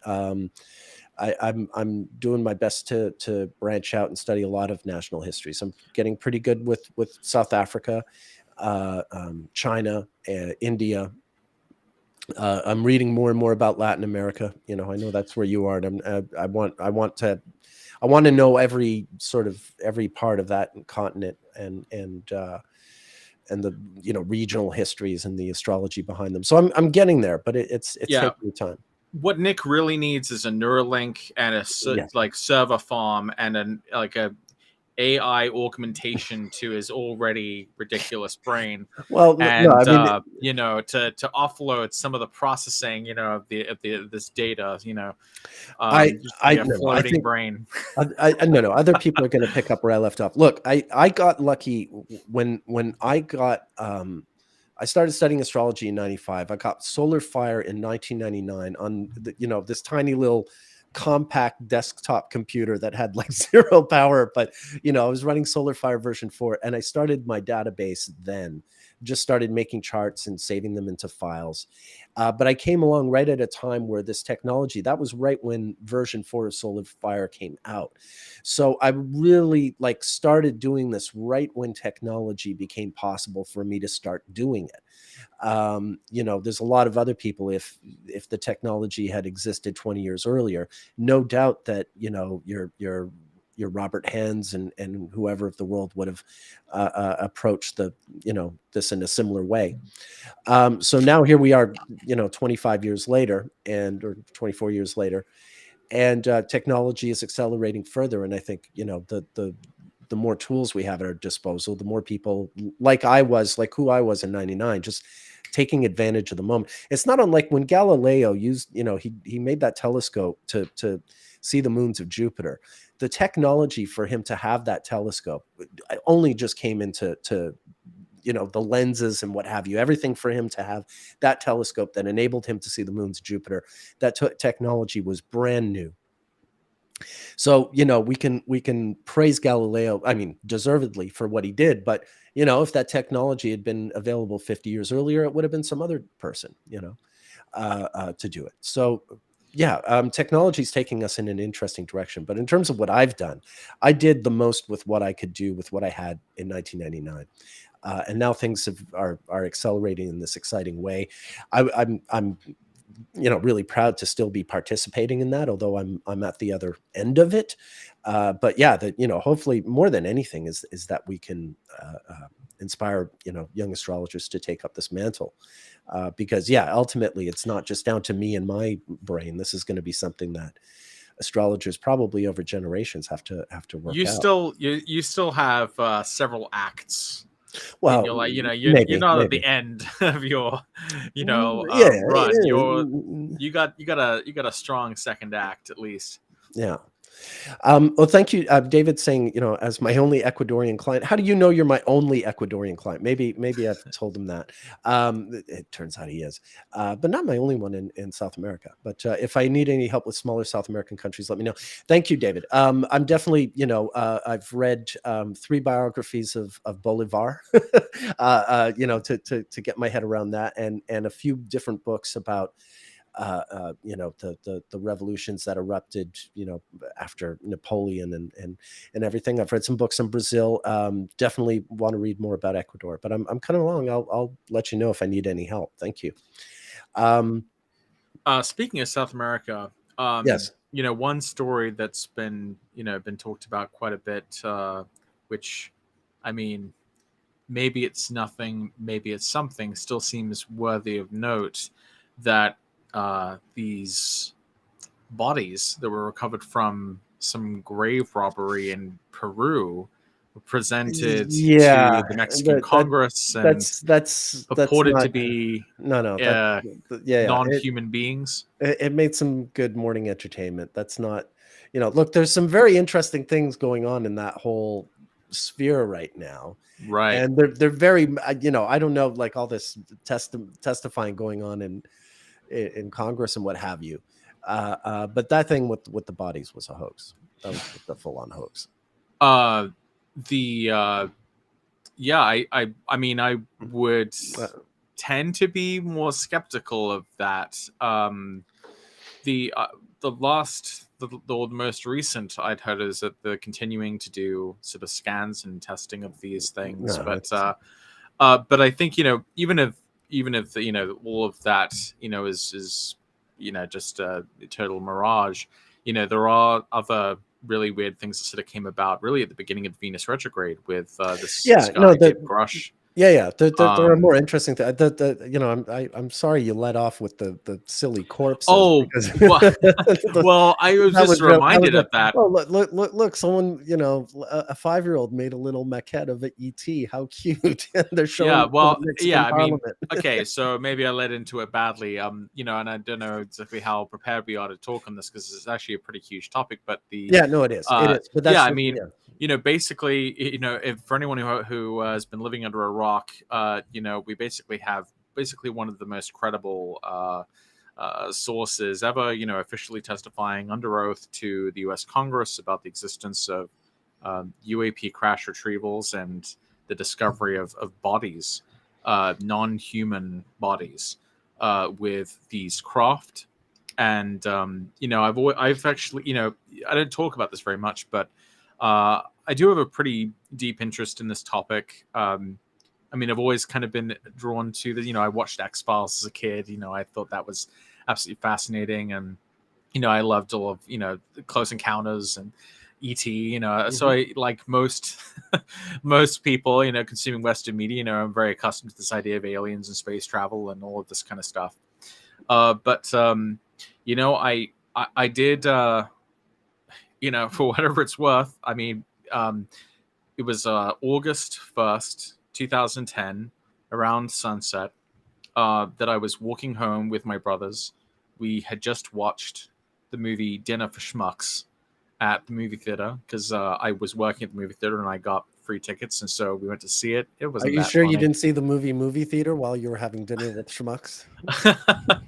Yeah, it was Dinner for Schmucks, and we were walking back because I lived close enough to the movie theater to walk, and I noticed on the horizon there was this bright red light that looked very strange, and it started moving very erratically, and we were all reacting simultaneously to what we were seeing, and it actually came overhead. It was very clearly a metallic disc with these like red lights around it, and came directly overhead, and it looked like it was going to land.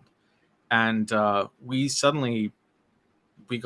were just shocked by this and just like screaming, just swearing. This is just wild, that this craft was this close to us and was behaving so strangely. And so we ended up running. We ran because we felt like it was going to land like on top of us. We felt like we had to run, so we started running, and these other sort of small lights appeared sort of around it, and eventually got higher and higher and higher, and then it just flew right up like in an instant. And we were just so shaken by the sighting that there was like a Burger King right there, so we like just had some Burger King and just like discussed what we just seen. But it was a real event and it really happened, and I don't think it would make sense to say that it was like a military craft. I don't know why a military aircraft would be going to civilian airspace like that, and seemingly tracking three guys. It just doesn't make any sense. it was very weird, and it did feel like we were being observed. So it was a real experience. And you said you've seen some weird things, right? Yeah, in June of 2011, about 10 months after you saw yours, it was a Saturday night. I was at a friend's house in Montreal watching a hockey game, and then the game was over, and he was going to go off to the local bar, and I was going to go home.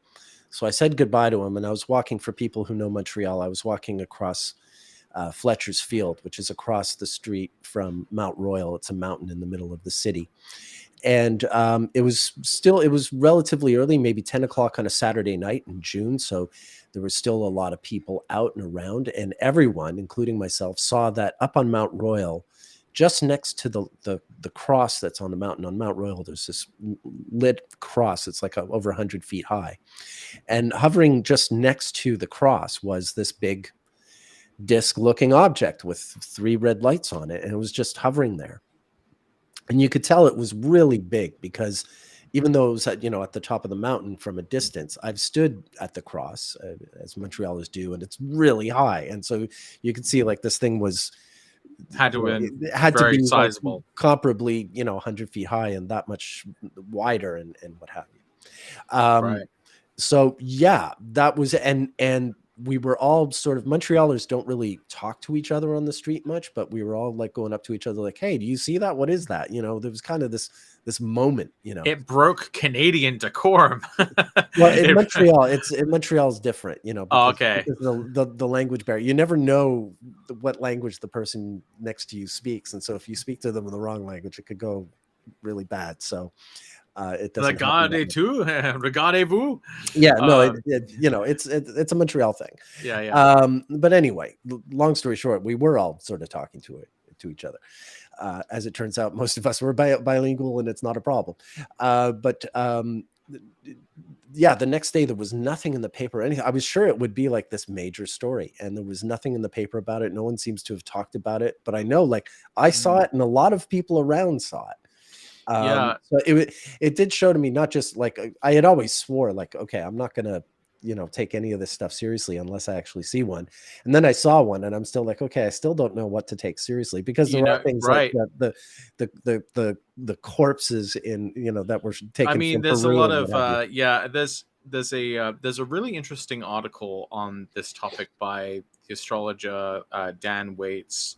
It's on his Substack, and it's talking about the UFO phenomenon in terms of being a manifestation of the Neptune-Pluto cycle, because the Neptune-Pluto conjunction in the late 1890s coincides with the beginning of the modern UFO phenomenon, the airships phenomenon, the very comparable types of sightings. But of course, this was happening in the this is before the Wright brothers. Wright brothers. This is before there was anything in the sky. So how do you account for this? And so it's an interesting thing that this conjunction happened around 8 degrees of Gemini, because at the beginning of this year, Mars stationed direct around 8 degrees of Gemini. And what happened in the news at that time? There were these mystery Chinese balloons that they shot down over Alaska, and there was this kind of confusion, because it's square Neptune, about whether or not they were like Chinese spy balloons or if UFOs, they were UFOs. But the fact that Mars stationed direct on the degree of that original Neptune-Pluto conjunction from the 1890s is strange, especially when you look at the first week of August 1947. The Roswell crash also happened when Mars was in early Gemini. Right. And Uranus is going to be coming up to the degree of that Neptune-Pluto conjunction, and it seems like it might be. I mean, the implications of this are really strange, because it potentially speaks to the nature of what this is, at least from an astrological perspective. Because if it's related to this like Neptune-Pluto thing, then it explains some of the qualities of the whole phenomenon, the whole kind of UFO phenomenon, as something that seems kind of intangible, not really being able to be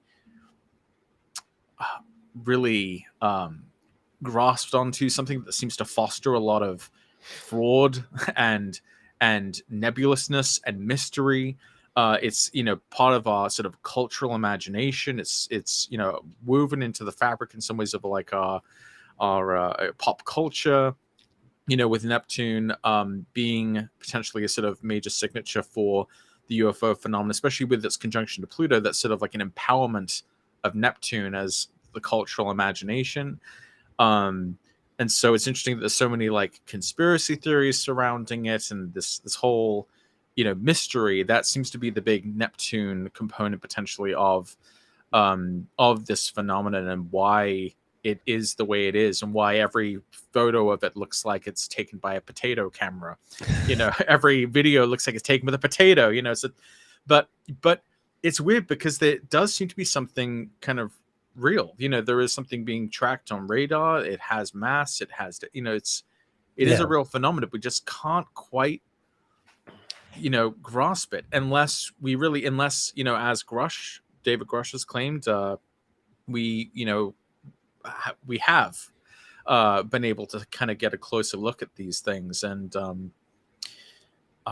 there's so many different theories about what these things could be. Obviously there's the extraterrestrial hypothesis.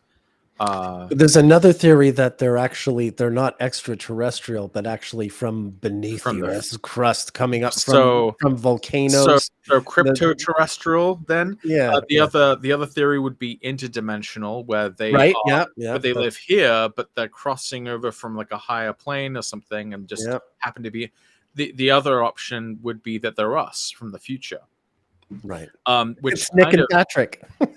breaks my brain a little bit, because like, how does that, how will we be able, what happens to astrology, like if something like time travel is real? Because if you were to go through a checklist of how would you know if time travelers have visited from the future, but what would it look like? And in some ways this phenomenon ticks off a few of those boxes, because they seem to observe, but they don't seem to want to interact too much. They seem to keep their distance a little bit. And that might be the way you would behave if you were going back in time and wanting to observe, but maybe not wanting to disturb things too much. I don't know. It's impossible to say. Yeah, I mean, they could also be visitors from outer space who also just, have their own, what was it in Star Trek? The rule that prevents you from interfering. Oh, prime directive. Prime directive. Thank you. Yeah, right. Something that could easily be enforced there. Right, or it could just be something completely different. I mean, it's impossible to say, but I think that Dan Waits has provided the kind of workable sort of hypothesis of, at least of the astrological way of understanding the astrological history of tracking this phenomenon. It seems to be connected to like Neptune, Pluto, and degree of 8 degrees Gemini. That's great work on Dan's part. He's really on fire these days. Yeah. So I mean, I'm not, I guess, for myself, I don't know that Carl Jung said anything about UFOs. Do tell us, Trabrex, if he ever did. I think he did. Yeah. Did he? I don't know. I think he's talked about them as being kind of some sort of maybe like psychological manifestation of your mind or something like that. But I disagree. What a startling thing for a psychologist to say. They're real though. Like they really exist. They're real solid objects. I mean, that's also kind of his view of astrology, and I mean, unless you think we can just manifest things, into reality, I think that because there's another theory that they're just the contemporary manifestation of something that's kind of always been with us in different eras. It looked like pixies or gnomes or fairies, and now it looks more sort of technological. But that's kind of contradicted though by some of these older accounts of like I think like Alexander the Great's armies described seeing flying shields, which is a very interesting way, an appropriate way for describing, what Yes. we seem to have witnessed, Yeah. flying shields, flying saucers with discs, Yeah. same sort of idea. So I think whatever this is has been with us for a long time. And I think that, I more or less just come to accept, that this is a real phenomenon, regardless of what sort of the official line is. I know that these things exist. I don't tend to know what they are, but I think the sooner we kind of accept that we are not alone, probably on this planet, even the less ontological shock we might have if anything else actually gets sort of officially disclosed about what we really know about these craft or their pilots, and what Yeah. their intentions are. And if they've been here as long as they have, then they seem to be somewhat peaceful, but we don't really know the full extent of what our connection to them is. Yeah, I think what's his name, David, who testified, said that people have actually died when it comes to contact with them. Yeah, so that the implication is that there's some kind of like agreement for now that we're going to try not to kill each other, but that deaths have happened. Right. Well, and it's also very interesting that there's actually been there's been some academic research being done on the prevalence of these sightings around nuclear facilities, that they seem to be drawn to radiation. There's even reports. Well, yeah. Why from the Roswell? Why Roswell in 1947? Like that alone is right. Yeah. There have also been reports of nuclear tests being disarmed in midair. There's this interview. I wish I had the names of these people so it didn't just sound like I'm riffing, but there was a man who was giving an interview about his time working for the military, taking video of nuclear tests, and he said while they were taking the test, this little craft comes in out of nowhere and it kind of shoots a beam at the rocket and disables it. Awesome. And I mean, yeah, they're anti-nuclear, or are they anti-us? I can't quite tell, but they don't seem to like nuclear weapons, and we have that in common. Yeah. So I don't know. And the enemy of nuclear weapons is my friend. So there you go. Yeah. But yeah, I don't know. But I just, I don't have many answers. I'm not qualified to. Obviously, I don't have any kind of inside information. But I guess for anyone watching this, wondering how we feel about this. I mean, we have witnessed, this kind of phenomenon, and I at least, I'm clearly convinced that this is a real phenomenon that people really experience, and should be studied. Should be disclosed. As much as reliable information is actually available.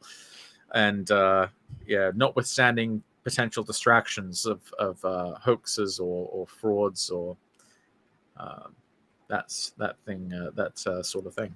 Yeah.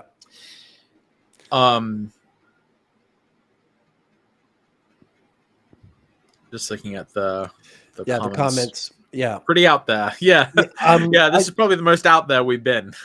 Yeah, well, that's the thing about these live streams. We don't know where the conversation is going to go. We kept it. We interjected astrology here and there, but it wasn't a super astrological live stream. So I hope people don't feel cheated on the astrology.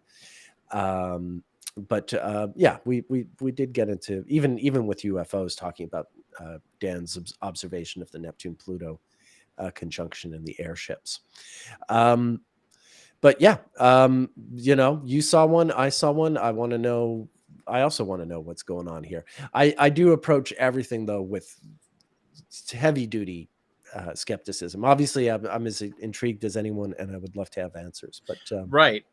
Yeah, I mean, I think, and only let myself get so excited. I mean, I'm sure that most sightings probably have some kind of prosaic explanation, but I think some don't. And I think the thing that me and my brothers saw that day was obviously Yeah. not What I saw, anything what I saw like could not be accounted for. What I yeah, it saw was could not not. be. And I was willing to entertain anything. I thought, oh, maybe they're having some big rock concert up there. It's the summer. It's Saturday night. Maybe that's like a big stage they set up next to the cross. I don't know how they would do that, but Yeah. I was willing to entertain anything. But no, it Yeah, was. it was a clear sky at the time, and this craft like it would like stop in dead air, like move and then stop and then go in a completely different direction.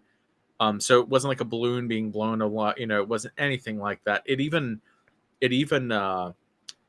like there was one point where it like disappeared very suddenly, and then it reappeared in a slightly different part of the sky. And when we saw that, we were just like, "Holy shit! Like this is incredible!" And then the fact that it came over us, that Right. was pretty much the most mind blowing things that has ever And I happened. mean, we don't have the technology to No, like fake that with a no, projection. Like you can't use like no, a movie projector to like this looked real. no. Yeah. Well, and sometimes I've checked back in with my brothers about that, just saying like, We all saw that, right? Yeah. we had that happened, right? And like, yeah, like that really happened. It's really fun because the night I saw mine, like I said, I had just said goodbye to my friend. And to this day, I even left him a voicemail. Like he had gone off to the bar, and I'd left him a voicemail, like, "John, come join me. There's something on top of the mountain." But he didn't see it till like the next Oh day. God, I wish to But God I had a camera. I well, saw the flip I phone. had, this was 2011. This is before the iPhone. I had my little flip phone. I tried to take a picture, and you just saw like two lights. It was Oh nothing. It was, yeah, it just wasn't. Yeah, potato. and it was nighttime. Yeah, yeah. It might as well have been a potato. But- Exactly. well, and I think that's really funny too, because people say like, well, why aren't there good photos of them? And it's like, well, these things are far away.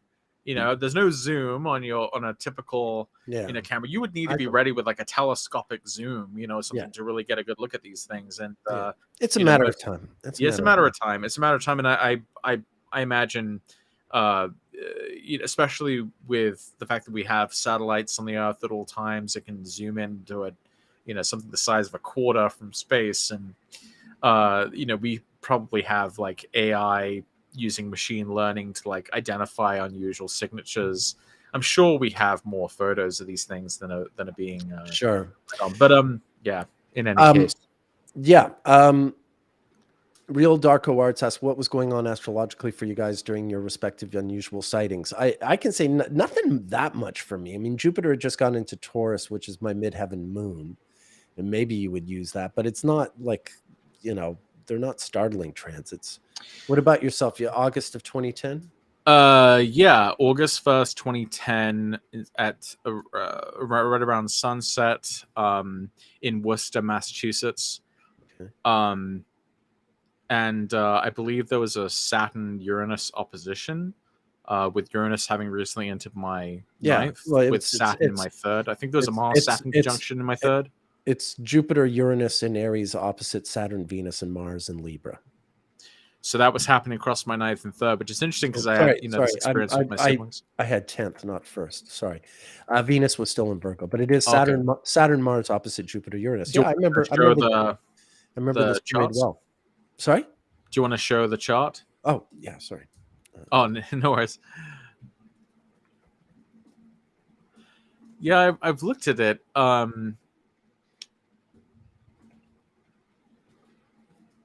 I've looked at it. I'm not sure. I mean, it's obviously I remember it very clearly. It certainly. I don't know that it like was a. It was. I don't know that it was a life-changing event as much as a.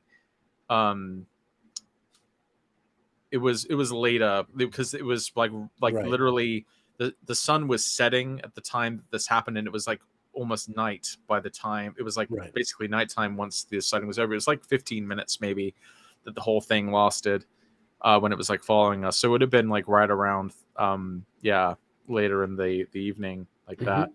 But yeah, I'm a Leo rising, so the Jupiter Uranus conjunction would have been in my ninth. Mars Saturn conjunction was in my third, which is actually really interesting because the third is my Libra is my third house of siblings. And it was really interesting because, when me and my brother saw this, we rushed back home after going to Burger King, and we stayed out all night on the patio looking up in the sky to see if it would come back. And my older brother, who was not there for the sighting, he just mocked us the entire night. He just was ripping on us the whole time. We were out there, and he didn't believe a word of what we were saying. And so it was kind of a funny division, I guess, amongst the brothers, that there were the three of us who saw this thing. And I mean, if you've never seen one, that's a perfectly rational response. Yeah, I mean, you don't want people to be gullible and just believe in everything that comes along. Right. Better the burden of proof be enforced. Yeah, of course. Yeah, and people should be skeptical.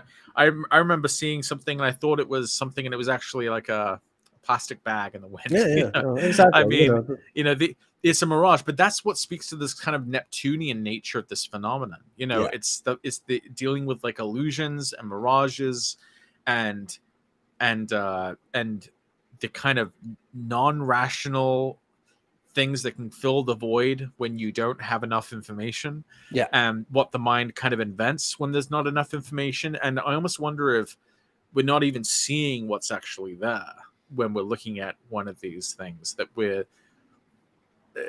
seeing some kind of holographic representation or something of what it might be. It just knowing that this has a sort of Neptunian signature potentially in astrological terms, I feel like that just really explains, that makes a lot of things click about this entire phenomenon. Why it's why it provides cinematic spectacle, why there's so many conspiracy theories surrounding it, why there's so much mystery surrounding it, why it's seemingly kind of a magnet for irrationality, but also genuine mystery. So it's just really endlessly kind of fascinating. It is. And hopefully we get more clarity, but it would be Neptune if we did. Well, we do have Saturn-Neptune conjunction coming up, so every now and then we get a peek behind the curtain, and that'll be the next one. Well, I've been thinking about that. Yeah, that's what I'm looking toward for a lot of these. Whatever's going to happen in 2025 with that and everything else going on, it's going to be a new world. Right. I've been thinking about that, because when conjunctions happen really close to the equinoctial or solstitial points, they often call those world points, I think. Yeah, world axis. Yeah, world axis in mundane astrology, and I think that there is something to that. I'm reminded of how the moon was conjunct Jupiter and Uranus at 0 degrees of Libra at the moon landing. Which is a pretty it wasn't any ordinary Jupiter-Uranus, event. It was one happening kind of on that world axis. That's one of the first times that you have people all over the planet watching the same thing happen on TV. Yeah. And it's this great step, one leap forward. People just can't believe it. Yeah, right. And so the fact that Saturn Neptune is going to be happening at 0 Aries makes me wonder what the kind of global significance of this is, more so than just even one place. It's the whole thing is kind of, and since Saturn's the big reality check, or bringing clarity to Saturn's the one planet that can bring clarity to Neptune. Space Force. Don't get me started. Although we managed to get through most of this episode without talking about the orange dude. One thing I do think is sort of interesting, though, about Space Force is that the day it officially started, I believe, was at a Sun-Mars conjunction in Virgo. Okay. It was September 2019. Okay. And I believe this is close to where Mars was for the founding of, the Declaration of Independence Mars, which I believe is also in Virgo. I think it had some connection to the U.S. Army chart too, the founding chart for the U.S. Army. So I thought it was interesting that we had a new branch of the military being added at a Sun-Mars conjunction when there was some of these sort of previous Mars in Virgo placements in these foundational charts. So that was one thing that sort of interested me. The Declaration of Independence had Mars in Gemini. Oh, wait, what was I talking about then? Let's see. Let's search my tweets. I think I tweeted about it. Space Force. What was it actually? Okay, so near to a Pluto return of the U.S. Army. Interesting inversion between Mars Neptune. For what it's worth, Mars conjunct Neptune and Virgo at the establishment of the Army. Mars in Virgo opposite Neptune and Pisces at the launch of the Space Force. U.S. military itself was established when Mars was in Virgo, but it was a couple of months after a gestation direct, so it was in a fairly optimal phase, whereas this Space Force will have Mars combust the Sun. Okay. So it was the U.S. Army's establishment on June 1775. Bless you. Excuse me. Yeah, so there was that's it. So the U.S. Army was established on June 14th, 1775, when Mars was at 15 Virgo, conjunct Neptune at 19 Virgo, and then Space Command was launched August 29th, 2019, when the Sun was conjunct Virgo at 6 to 7 degrees of Virgo, and that was also kind of a Neptune sort of opposition. So this seems to be kind of a Mars-Neptune thing. Yeah. Mars had gone retrograde at the beginning of 1775. So by the time the military was starting in June of 1775 with Mars and Virgo, it was after the retrograde. So it's there you go again. Another one of these instances. Yeah. Of the bow being the arrow being stretched back. The arrow launching after the direct station. So yeah, there's that as well. I'd love to keep going. This is a good place, but I've got a client. I've got to think about lunch, so I don't. All right. I don't have my client on an empty stomach, and I've got to wrap it up. Okay. I'm sorry, I blew my nose into the microphone just now. Yeah, no worries. I'm getting the allergies again. Oh no. All right. Fantastic, Patrick. Thank you. Who are you, Patrick? I'm Patrick Watson. I'm an astrologer. You can see my work and my services and products at my website, patrickwatsonAstrology.com, and I'm on most social media websites at pwatsonastro. Fantastic. And I am Nick Dagan Best. You can find me at nickdaganbestastrologer.com, and I'm available for a variety of astrological services. And stay tuned. I'm making videos. I'm hoping to start putting them out soon on the TikTok, on the Talk Tick. And so all you kids will think like I'm a hep cat, you know. So stay tuned, and we'll be back next week. Tomorrow I'll be doing my solo stream. I'm not sure if I'm going to have Sam on tomorrow or not. I haven't covered that with him, but I haven't done a solo live stream in over a month, so maybe I'll just do that one myself. In any case, stay tuned. Patrick, thank you again. We'll see you next week, and we'll be back, and bye, everyone. See ya.